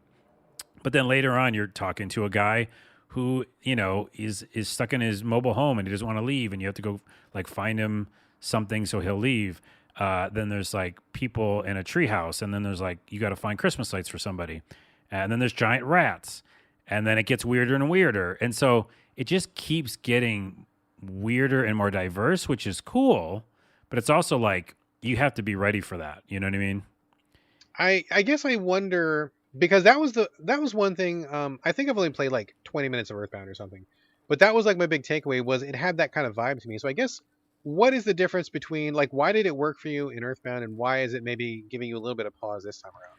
Well, for one thing, the biggest thing, and my second kind of issue with it is that I got stuck, and I'm currently stuck, and Oh no. I don't like that feeling at all. There's two other like giant rats that I haven't beat, but besides those rats, like I don't know what to do next, and I literally had to stop the game, and I was like excited to play through it a lot more for this podcast, but yeah, I don't know. I could take it offline and maybe ask the internet, but I basically like had done a ton of stuff, and then two people need things from me, like in video games, and I can't find those things, and I can't leave the screen because I can't find a bus pass to go downtown. So I'm like literally stuck. So anyways, I think Earthbound was different because, again, it's the era that we played it in, and I'd never played a game like that. Like, what I love about RPGs in the modern setting is the fact that they mix those two genres. And hey, it's a modern mall, and I'm going getting a hamburger, but also I'm fighting a monster now. I love that kind of element. So that has this, but also, the combat is a little more basic, equally fun, but I don't know. There's something that isn't fully clicking with me, but I really, really like it a lot. And so as soon as I get unstuck from where I am, I'm going to keep playing. A couple other things about the combat: you find like comic books and different little things in the environment that upgrade you. So that's an interesting upgrade path. You finding things to give you new abilities. Like, so say like your main character has like a hockey puck or a hockey stick, and one of the comics you find is about hockey, and then now you can do a different kind of combo with that. And all the turn-based stuff is like, wait for these three green lights to light up, and then hit A. Or as you're about to dodge and or get hit, you hit A really quickly at the right time. So it's a lot of that timing thing for the combat. So if you like that, or if you don't like that, that's in this game. And yeah, I mean, I just enjoy it. I love the art and the aesthetic. They call it early 90s, so it's got that kind of feel to it.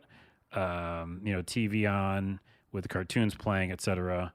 And it's a Stranger Things voxel adventure game, and that's all right in my book. I guess I'm a little weirded out that I'm stuck, and maybe that's it. You just got to get good, Carlos. Get good. I guess I have to get good at adventure games, which, by the way, I never will get. I will never get good at adventure games. I'm bad at them. Well, I mean, it sounds pretty good, except for the getting stuck part, which is always a bummer. But from what I saw of it, it seemed pretty cool, and I definitely thought it would connect with you. So I'm glad that it wasn't a total miss. Hopefully, you can get back on track, and this is not going to derail the whole thing. But I guess keep us posted. Oh yeah, and also it's like Canadian inspired, which I love. Canada, to no end, and so there's a lot of like Canadian things. I mentioned the hockey puck or the hockey stick. Yeah, there's a lot of really cool, unique elements to it. Again, the look and the feel. I like the combat. I like the aesthetic.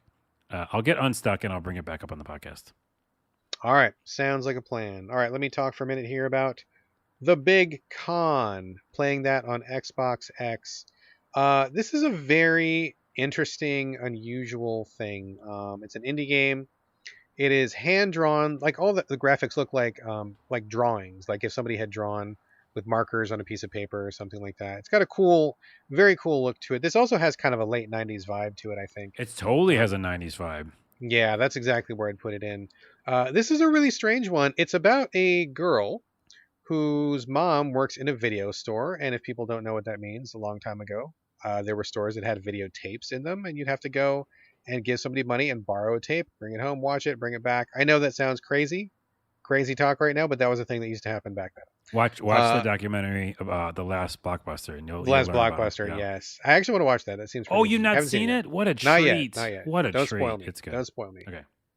Anyway, the big con. So what happens is your mom's business of this video store is going out of business, and so she needs to come up with some ridiculous amount. It's like $94,000 or something, and she's got like 5 days to come up with the money, or else the loan shark's gonna take the store back, or your mom can pay it back some other way. Whoa. Ugh. So that's what the premise of the game is, and it's interesting because number one, the writing is really funny. It's really irreverent. Like everything in this game is like a joke. And as opposed to Inspector Waffles, where I don't think I even laughed one time, in the Big Con, I found myself constantly chuckling and laughing and feeling like the writing was pretty on point. Like it was pretty humorous. But the way that this character solves things is she decides to become a criminal.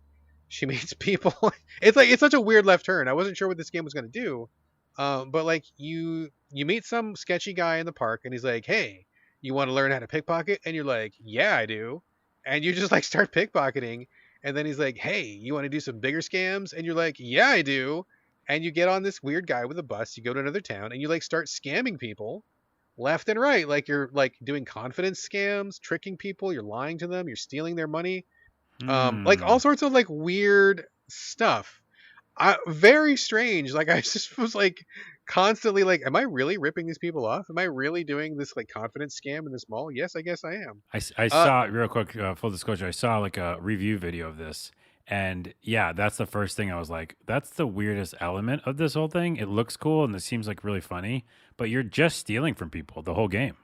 yeah, I mean, I haven't finished it. Full disclosure, so I don't know if if things change or if your Right. character maybe has an attack of conscience later on or anything. But like, you just like jump into the life of crime and you start ripping people off, and it was like the wildest thing, dude. Like I was sitting there playing this, like, am I really doing this? Is this really what this game is about? Yep, sure is. So that was really strange. But I'm always up for strange, always up for unusual. I feel like it's probably going to take a left turn at some point, but who knows? But it's really cute. It's really charming. It's funny, irreverent. It's very light. Like, you're not killing people or anything. It's all just like quick scams and stuff where you listen down to people, you find out what they like when they don't know you're listening, and then you show up and you like tell them what they want to hear because you've eavesdropped on them. They trust you. You get some money out of them, or you can just like straight up pickpocket. I'm sure there's a lot more to the game. I didn't get too far. But it's just really interesting, really different. Can't say that I've ever played anything quite like it.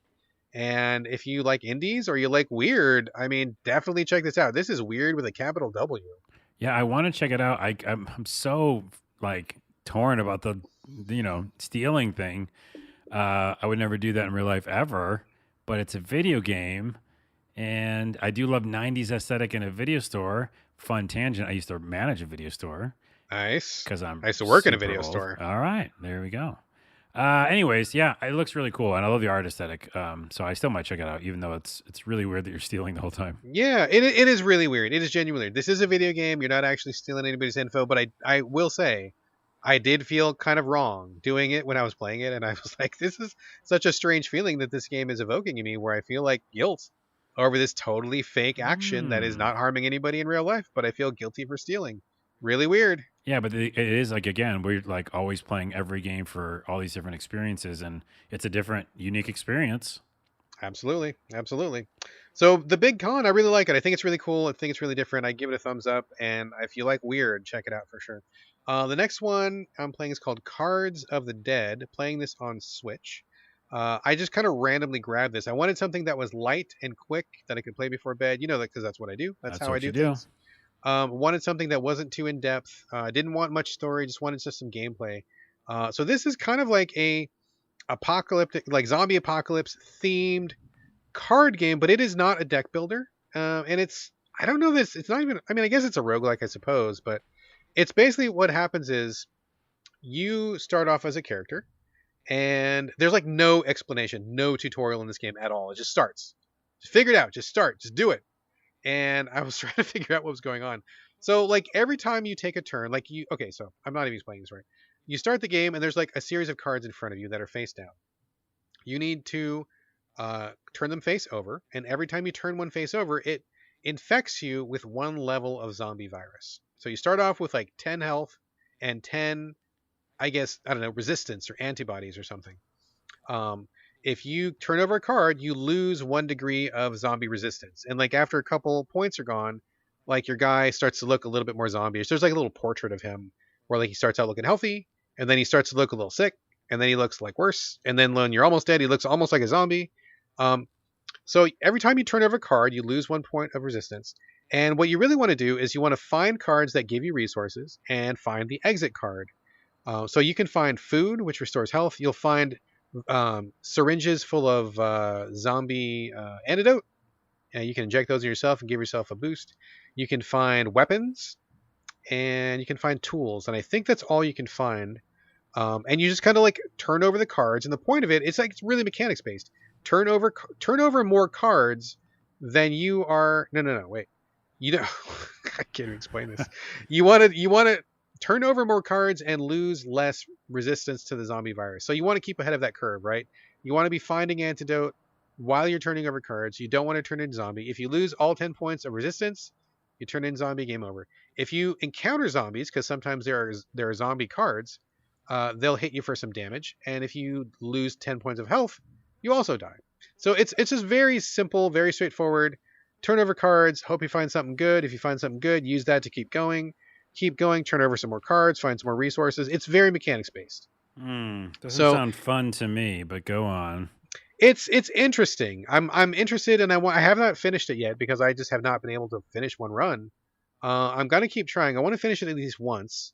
It seems like there's a couple different characters to unlock. You start off with like a random guy. Now, here's a funny story. As I started this game, your main guy, I forget what his name is. It's whatever it is. It doesn't matter. Dick McCracken or something. Who knows what it is? It is that. It is Dick McCracken. So like you start the game, and like the very first piece of dialogue you get, it says, like roughly a quote. It says, I was at the army base and I got a message about an emergency. And I was actually at my wedding, and I was looking forward to spending my time with my new husband. And I'm like, whoa, whoa, whoa, hold the phone. This is a guy. He just told me he was at a wedding and he was meeting his new husband. This guy's gay. This Mm-hmm. guy's totally gay. He's so gay. And I'm like, that's amazing. Like, this is like, has nothing to do with the gameplay. Like, there is no plus points or minus points for being straight or gay. Like, it has no impact on the gameplay whatsoever. It is just like a little piece of dialogue that the developers threw in for like representation. And I'm like, that's awesome. I think that's so cool, where this guy is just like low-key gay. It's not about who he is. The point of the game is not about him being gay. He's just surviving the zombie apocalypse like any normal person would do. He just happens to be gay, which I thought, cool. That's great. They didn't need to do that. They did that. They threw that in there. I'm all for it. Excellent. I praised it on Twitter, and I said, hey, cool thing that I saw today. Excellent, excellent. Got a lot of likes, etc., etc. Funny thing is, the developers of the game actually messaged me like I think 2 days later, and they're like, "Yeah, dude's not gay," and I'm like, I'm like, okay, what do you mean? Because I just played your game, and he's a guy, said he's at a wedding, got to meet his husband. I mean, that to me, there's only one outcome, and that he's gonna get gay married. I mean, that's what that says to me. And they're like, "Yeah, we don't want to spoil it, but you should pay attention to the font color." I'm like, what? Okay, now keep in mind, no opening sequence to this game, no opening cutscene, no starting dialogue, no tutorial. You literally just start playing the game. Mm. So I'm like, okay, so maybe I missed something. You know, I play at nighttime. Maybe I was tired. Fired back the game back up, and it's like the exact same thing that I thought. The whole thing. He's like, yeah, I'm going to the wedding. Got to meet my husband. And I'm like, and I texted him back, and I took a screenshot of the text. And I'm like, hey, here's the literal text. Like, what are you guys talking about? And they're like, yeah, well, you should pay closer attention to the thing. And I'm like, we don't want to spoil it. And so I was just really confused by this. So, okay, so like it turns out when you go to the main menu screen, there are three characters. The first one is Dick McCracken. That's not his name, but whatever his name is. Yeah. And the border of his portrait is red. There are two more characters. The second character is a question mark because she's still locked. That border is blue. And there's a third character who is also a question mark because they're locked, and their border is like black or something. So they never tell you and they never explain this. And the very first piece of text you find, I guess what they're telling me is that, oh, if you find a document which has blue text, it belongs to the blue outline character, which was 9 screens ago that you totally forgot was there. And we didn't explain who it was. So I guess that's what they're saying. And so they were pretty quick to backtrack that he wasn't gay. So, I mean, fair play. But at the same time, you could have explained that a little more carefully. Like you could have put like signed it by, your loving wife or signed Heather or something at the end to kind of clarify Right. that it So a wasn't the main lady character. is talking about her husband, is what you're saying. Exactly. So Yeah. like Yeah. how did I find this document? Why am I reading this document? It seemed to me like it was the guy talking internal dialogue. Yeah. So Yeah. I mean, you don't want to make him gay, that's fine, that's your call, but I mean, please be more clear about it because I feel like that was very misleading. Hmm. And not at all clear. So, okay, I guess I take back my points for representation. There's no representation, but I still think the game is pretty interesting and good in terms of mechanics, quick play, straightforward. It was exactly what I wanted it, exactly when I wanted it. So that fits the bill, and that is Cards of the Dead. Interesting, because Dick McCracken could go either way. Really, that name. I mean, I agree. Could go That's either way. exactly, I totally agree. So there you go. Okay, moving on. Moonglow Bay. This is a very anticipated indie which just hit Xbox Game Pass a couple of days ago. The developers are very excited to get their game out there. I tweeted about it. I know you jumped on it. I know Lelena jumped on it. I know a lot of people jumped on it. So Moonglow Bay, Carlos, do you want to give us a quick overview about what this is about? Yeah, I was pretty excited because I watched one of the indie dev diaries or whatever on the couple that made this game. Mm-hmm. I believe they're a couple. I want to get that right. I'm pretty sure they are. And they might have even based some of this stuff, I don't know, on experience. But it's an RPG fishing game, but not even RPG really. It's just an adventure fishing game. But you do upgrade kind of your abilities as you go along. And it's voxely, very voxely, and very small little town. And it's supposed to be a relaxing game. I remember watching from the, again, developer diaries that they were just, a passion game. That's not the right thing.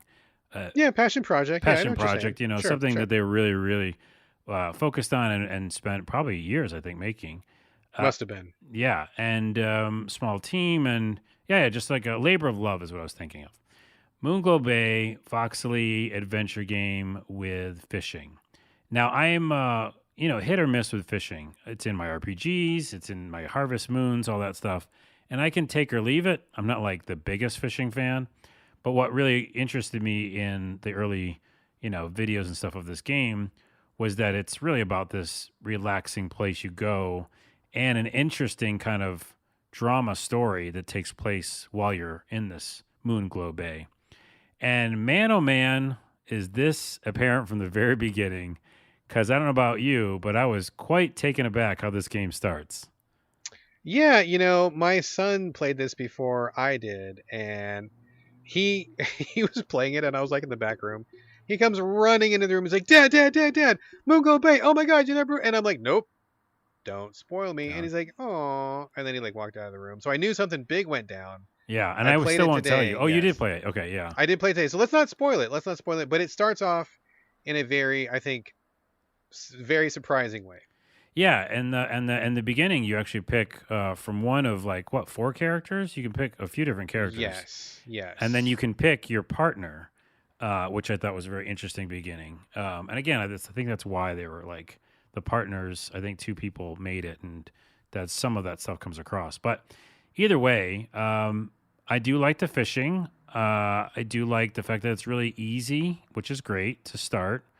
What is that? Easy to learn, difficult to master. Hard to master. Yeah. Yeah. And it has this really interesting mechanic of pulling and doing kind of different button moves to get the fish in, and then different bait, different lure, all that stuff. And then there's a cooking mechanic, which I found difficult. I don't know if I like couldn't cook very well because there's a lot of mini games to cook. Yeah, I found it to be a little bit confusing, honestly. I thought it was a little too hard. Like in the beginning, maybe make some of the recipes like super easy to do, but I was like burning stuff left and right, and I didn't feel good about my cooking experience. But that said, the whole game is really about this like almost not Harvest Moon but Animal Crossing kind of vibe, which is like you're in this little town, you meet a bunch of characters, they are talking to you, you're learning about your story, and you're starting over kind of your life and essentially going out fishing, getting ingredients, and running a business.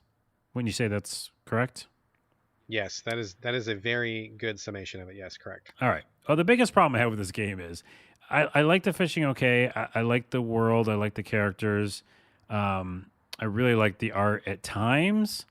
But Lelena, a friend of the show, also had this issue, is that when you go to the overworld, I do like the fact that you can zoom in and out, which is great. But something happened in development. And again, with peace and love, I say this because I want to support this team so much. The close-up shots of in the house and in little buildings, super voxely, it's cool looking, it's fine. On the boat, it's okay. But when you zoom out and go around the overworld map, something happened where it just plays the tricks with your eyes or something, or the frame rate's weird. It just feels bad to me. I don't know what that is. And Elena was saying like it actually like bothered her and she got sick or something. The frame rate when you're in the overworld is actually pretty bad. Like it is kind of distracting to the eye. It's not even just it's a frame rate, but it's also a mixture of like how it's rendering the world. Like the refresh rate or something. Like it just like it doesn't keep up with how it's moving. I know what you mean. Like it's not like the character's moving in a different place than the land is moving. Yeah. And it felt bad. Like that felt terrible to me. So she's not wrong, and I think I'm also correct. And if you played it, I don't know what you thought about the same thing, but that really was distracting to me. Yeah, that was pretty distracting. So I have mixed feelings on this game. I mean, I definitely want to support indies. I think it's interesting. I think I'm half and half on the graphics. I think voxel graphics can be cool and fun, but I feel like a lot of times they're just kind of like murky, and they could be clearer. And it's weird because it seems like they want to get really detailed with the graphics, but at the same time, I feel like it's sometimes hard to read what's going on, and I don't feel like the visibility is great. So I wasn't a super fan of that. Wait, to that point, yeah, sorry to jump yeah. you, but to that point, because it's really important, The Tourist is one of the finest looking games ever made, in my opinion. And it's I should say, it's one of the finest looking voxel games ever made, ever. And I tell everybody they should go play it. But that's an example of complicated voxels looking good, like looks amazing. This, I think, to your point, it's overcomplicated at times. And like the dog, for example, is like a million voxels. And I think it could have been like 8 or something. So yeah. I don't know. If you go look up The Tourist later, and you'll see what I'm talking about. It's just I think that's done well. And again, no shade thrown at like a small development team, but it's aesthetically is not as pleasing to me. Yeah, it's a little over detailed. Where I think a little bit less would have helped things be clearer and a little bit more appealing. Yes. I will say also the start of the game like really threw me for a loop. Not that unexpected start, but like. You choose your character, they give you your pronouns, which is great. I mean, thumbs up for that. Awesome. But like you start your character and your character looks like they're 18 or 20. And then it's like choose your partner, and two of the characters, you have 4 choices. 2 characters look like they're 18, 2 characters look like they're 50. And I'm like, are we partners as in we are lovers, or are we partners as in we're business partners? Like, what do you mean? They mean partners? Lovers, and I think the problem is what we just mentioned is that there's just too many voxels, because I don't think they're supposed to look older. They just have different kind of hair and stuff. I was really confused by that because I didn't know what kind of partners we were, because weren't given enough context. And 2 people looked really young, 2 people looked really old, and I'm like, well, am I picking a daughter-father combo? Like, I mean, you just don't know what you're doing. So I was like, I picked the 2 young people. And then when the game starts, my character looks like she's 18 or 20. And she's like, yeah, well, I spent the last 40 years wanting to be with you. And I'm like, what? I'm 40 years old? Like, what are you talking about? I totally don't look like I'm 40. That completely spun my head out in a different direction. I was not ready for that. at all. And so I just didn't get off the beginning in the right way. Like my Yeah. expectations were kind of thrown out the window. But moving past that and past the visual style and stuff, um, got to be honest, I'm not a big fan of fishing, and I really don't like cooking. And this game is a fishing cooking game, which Yeah. I It's guess it's kind of both of those things. it's kind of both of those things. So that's, I mean, and again, this is not me criticizing the game. That is just me observing. I jumped in on Game Pass because it was there and I was curious about it. I didn't come in with any expectations. I know there's a lot of people that like fishing and cooking, so that's cool. And I'm not saying that that's bad, but I'm just saying that for me personally, this is not the right fit for me. And hopefully, I started doing the cooking and I'm like, I don't want to do this. And I started the fishing. I'm like, I don't want to do this either. And then when I saw the aquarium, there's an aquarium where you catch fish and bring them to the aquarium, just like in Animal Crossing. I'm like, I sure don't want to do this. Hmm. So this is not the right game for me at this time. I think there's a lot of potential. I think that the small town cozy aesthetic is cool. Fishing as the main premise of a game, I think, is pretty cool. It is just not the game for me. And I think that something really, I bet you they did some really interesting things with that story and with that weird twist at the beginning. So that's what makes, me intrigued to get through some of the fishing to get to the story bits. I'm just wondering how much story they actually deliver Yeah, in that kind of adventure, game sense. But I'm with you in the fact that, like, it's not my favorite thing to do. But that being said, I played River King on the PS2. That was more of an RPG fishing game. yeah, And so, yeah, this has like a story element. Again, the overworld really bothers me because you spend a lot of time walking around, and every time I do, it makes me feel weird. So that can patch that, right? They can fix that, yeah. They could. hopefully. So, yeah, I'm kind of on either or with it too. I want to love it and I want to support it. But I'm going to use this time instead to mention The Tourist. Tourist. I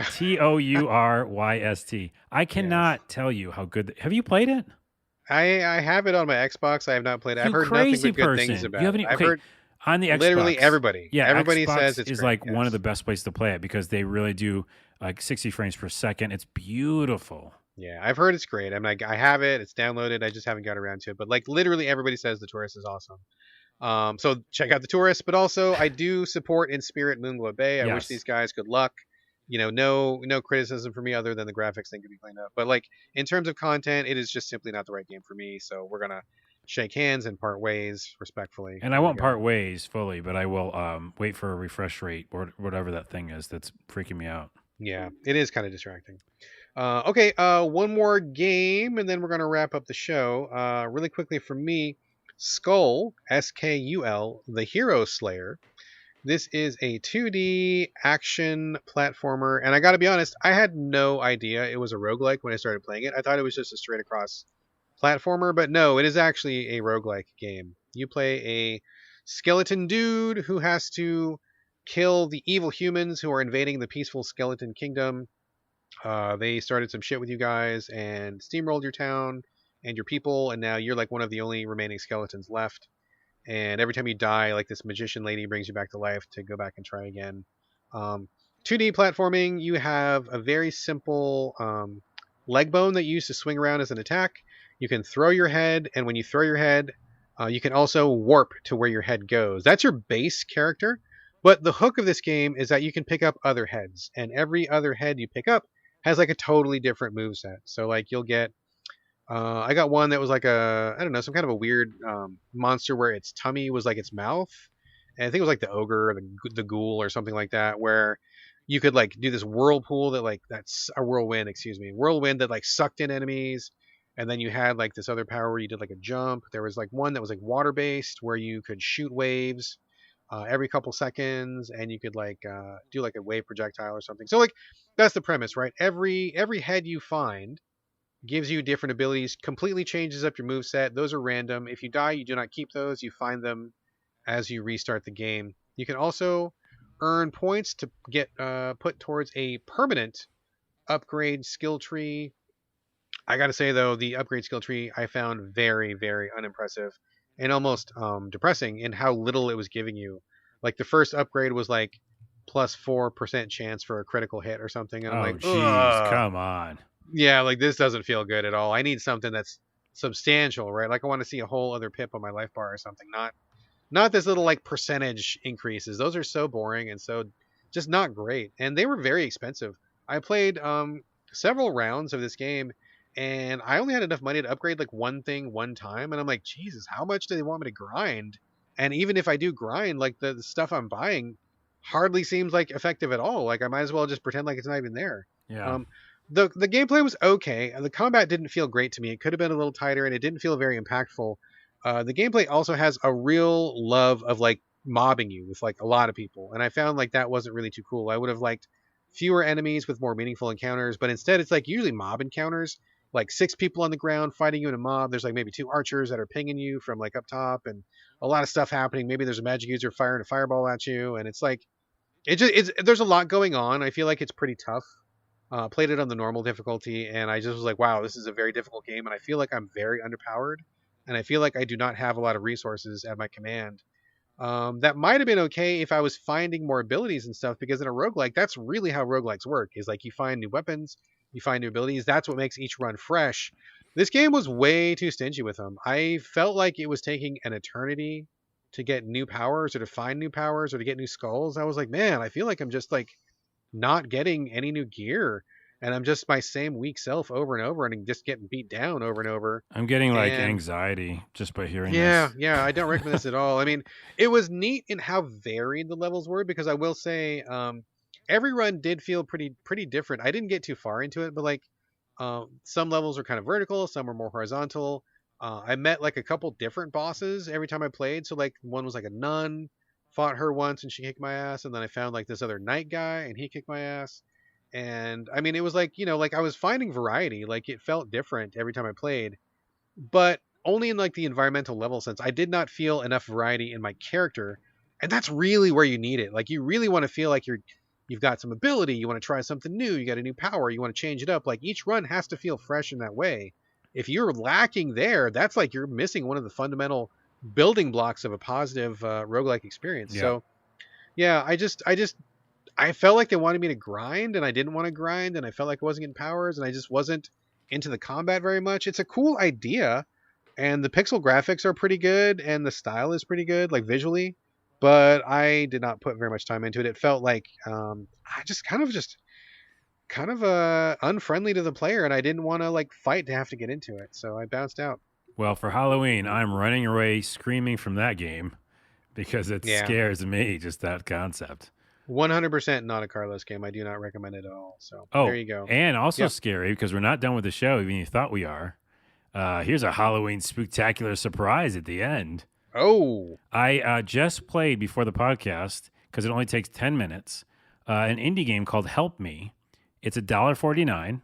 I'm pretty broke, so it was a great price for me. It's by Wallace Lovecraft. Funny. Lovecraft. Creepy. Ooh. One guy. And it's a choose your own adventure game with really cool art. Look at the art real quick. Just Google all right. Help Google it. Me Wallace Lovecraft. It takes about 10 minutes to get all the best endings. There's a bunch of bad endings because you basically just die in horrific ways. And there's a bunch of good endings, but every good ending is still like messed up. Like, let's just say one of the good endings, you don't have all your limbs. And that's like And that's a good ending? Good ending. Wow. Yeah, yeah. It's like this really interesting, like graphic novel art style, like kind of an indie graphic novel you'd see like on Fantagraphics or something. I just like the art a lot, and it's like grotesque. It's like, but it's funny, and it just reminds me of like a weird graphic novel I would buy, and just like watching all the different panels. And it takes place, with choose your own adventure style. You pick 2 or 3 different things you can do, and then it shows an art piece of what happened. And again, it's bloody, so it's kind of creepy for Halloween time, but it's also funny and just also weird as hell. Like one of the deaths, you can die many ways, is you find like 2 guys and then you see this girl and the girl has balloons.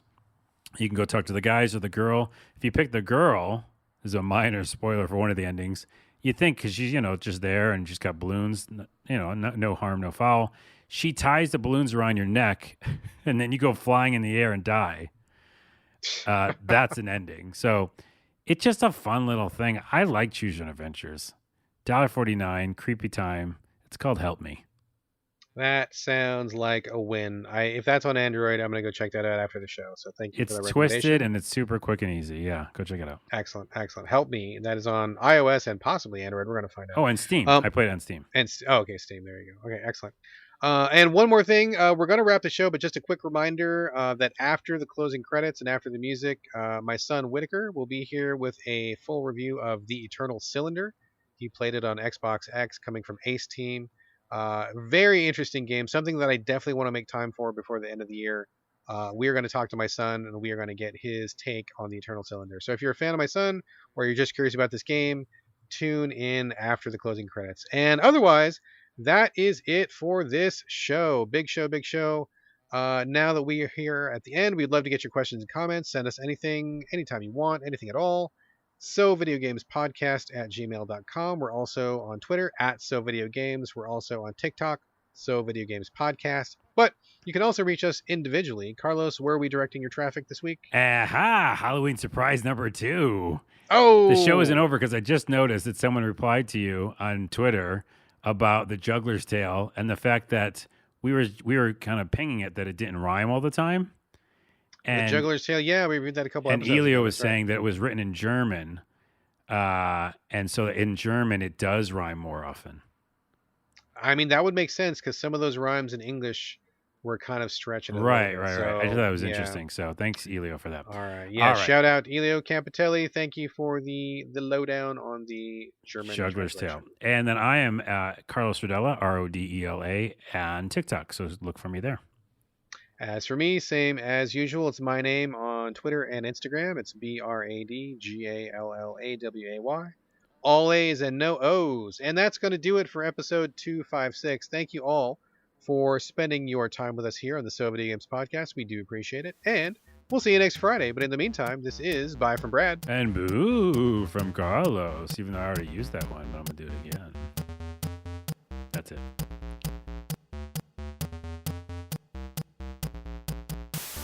All right, that was the closing music, and now we are going to be talking to my son Whitaker about the Eternal Cylinder. He played this game. We got a code from the publisher for just such purpose, and he finished it a couple days ago. Let's bring you onto the show. Whitaker, how are you doing today, sir? Oh, good. How about you?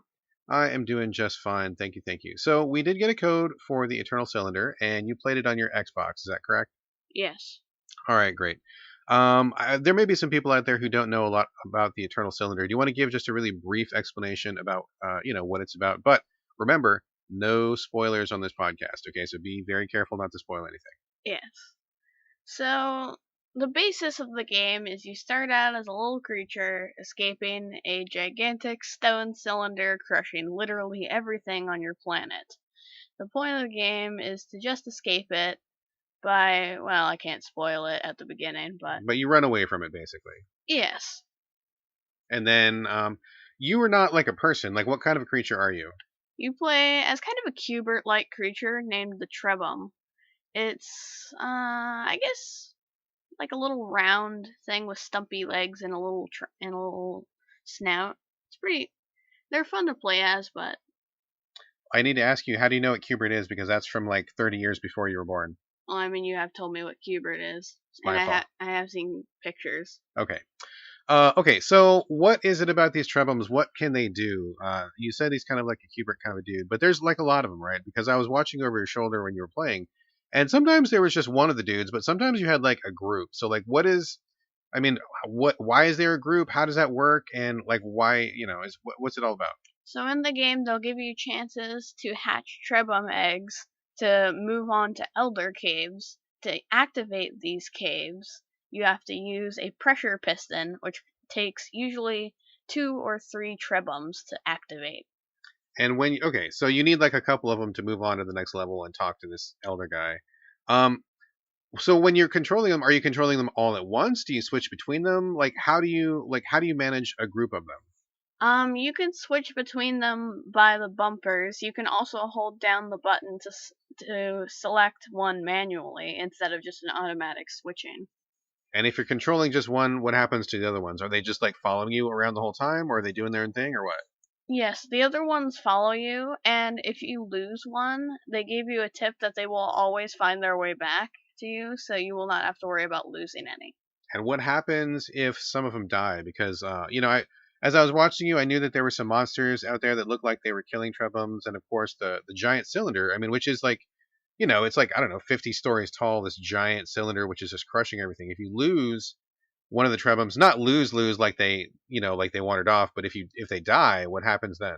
Well, if they get flattened by the cylinder, they cannot be revived, but within the first few seconds of death, after being killed by like a creature or one of the cylinder's servants, you can revive them with a special kind of sparkly dust that can be found in elder caves and level up shrines. Okay, so you can bring them back if you need them, because otherwise, I mean, how would you finish the game if all your dudes got ran over or something like that? So, all right, that sounds cool, but I guess when I was watching it, the thing that really struck me was how cool the graphics were. Like it was really abstract and strange and kind of like sci-fi. I mean, what did you think about the way that it looked? Yes, it is very good. I do like the graphics. It reminds me of the Fantastic Planet movie Oh, just from by like the look. 1970, whatever, the French one. Okay. Yeah. All right. So did you? Let's see. So we talked about the gameplay. We talked about the graphics. So I guess how did you feel when you were playing this? Because we had a guy, Ali Arcani, who reviewed this for us at Game Critics. He really liked it a lot, and he felt like the game had a lot of good messages about, um, you know, as a group, respecting others, respecting diversity. Because he made the point that some of your trebums had different abilities at some point. I guess they can morph over time or something. So maybe talk about that, and also did you feel like what was the message of the game? Well, the message of the game was working together can get stuff done, such as the end of the game, which I'm not going to say, but was a really good ending in teamwork. Okay, and then what about these abilities, right? Because if your trebums, what they eat something, they gain powers, or how does that work exactly? So these things are called mutations. You can find them all around the world that you travel around. Some look like cotton balls, others just look like random balls of fur. Others are smaller bugs and animals. Some are eggs of animals, and some are fish. All of them do a different thing. Okay, and so like you eat a fish or you eat a bug or something, and then what happens? And then you'll get a random mutation, such as if you eat a jumping creature's egg, you will get jumpy legs. Okay, and okay, so you can jump higher for getting up ledges or something. What other kind of mutations are there? There are a Trebum statue, that if you take the glowing eye out of the statue and crack the hard shell, you can eat it and be able to possess those statues. All right, and is there?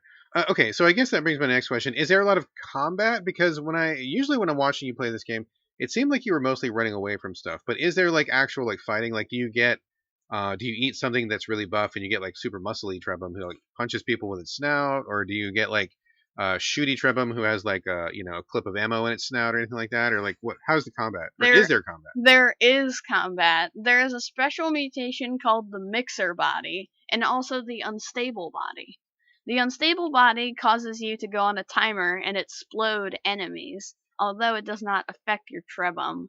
And the mixer body takes random ingredients in your inventory and makes them into ammunition that you can shoot at enemies. Okay, so there is combat. Okay, so to wrap up, I know you played this game all the way through, which I think was great. I mean, you definitely have finished games before, but you seem to really like this one a lot. So, like overall, like what was your feeling about? Did you like it? Did you not like it? What was good about it? And what did you think about?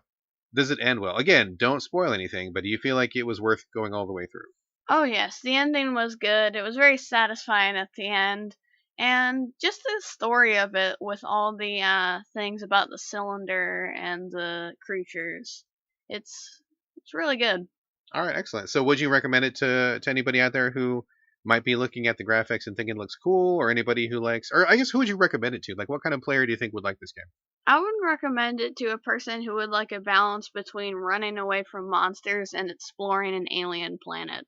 All right, that sounds pretty fair. And overall, if you give it, what score would you give it out of 10, knowing that at Game Critics, a 5 is totally average and fine, and 10 is like super amazing, 0 is like hot trash? What would you give it?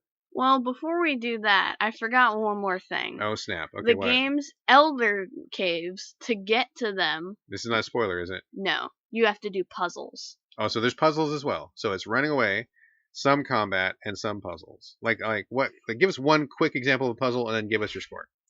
Sometimes it requires a certain mutation to move on through a puzzle, but they're not super hard once you figure out which mutation you need and where to use them. Okay. Overall, did you get stuck a lot, or did you feel like they were pretty good? I got stuck at one point for a little while, but it actually ended up being quite easy once I got the thing that I needed. Okay, well, one stuck point in an entire game, I think, is pretty good as far as puzzles go. So, okay, getting back to the score as we wrap up and let these folks move on with their lives. Out of 10, with 5 being completely average and fine, what score would you give the Eternal Cylinder? 9.5. Wow, 9.5. That's almost a perfect score. You really liked it a lot, huh? Yes, it was a very good game. All right. Well, you heard it here. I guess you heard it here first. Although we wrote about it also at Game Critics. But if you want the word on the street, here it is from my 12-year-old son. 9.5 for the Eternal Cylinder. We also have a full review from Ali Arkhani at GameCritics.com if you want to read his thoughts. But he really loved it as well. And I feel like he also gave it a 9.5. Also, if memory serves. So either way, this is a really highly regarded game that I feel like is going under a lot of people's radars. So it sounds like one to check out. I'm definitely going to try to make time for it myself before December for Game of the Year consideration. And I guess that's all we have to say about it for now. So Whitaker, thank you for joining us here at So Video Games. You're welcome. See you next time. All right, we'll see you next time. Bye.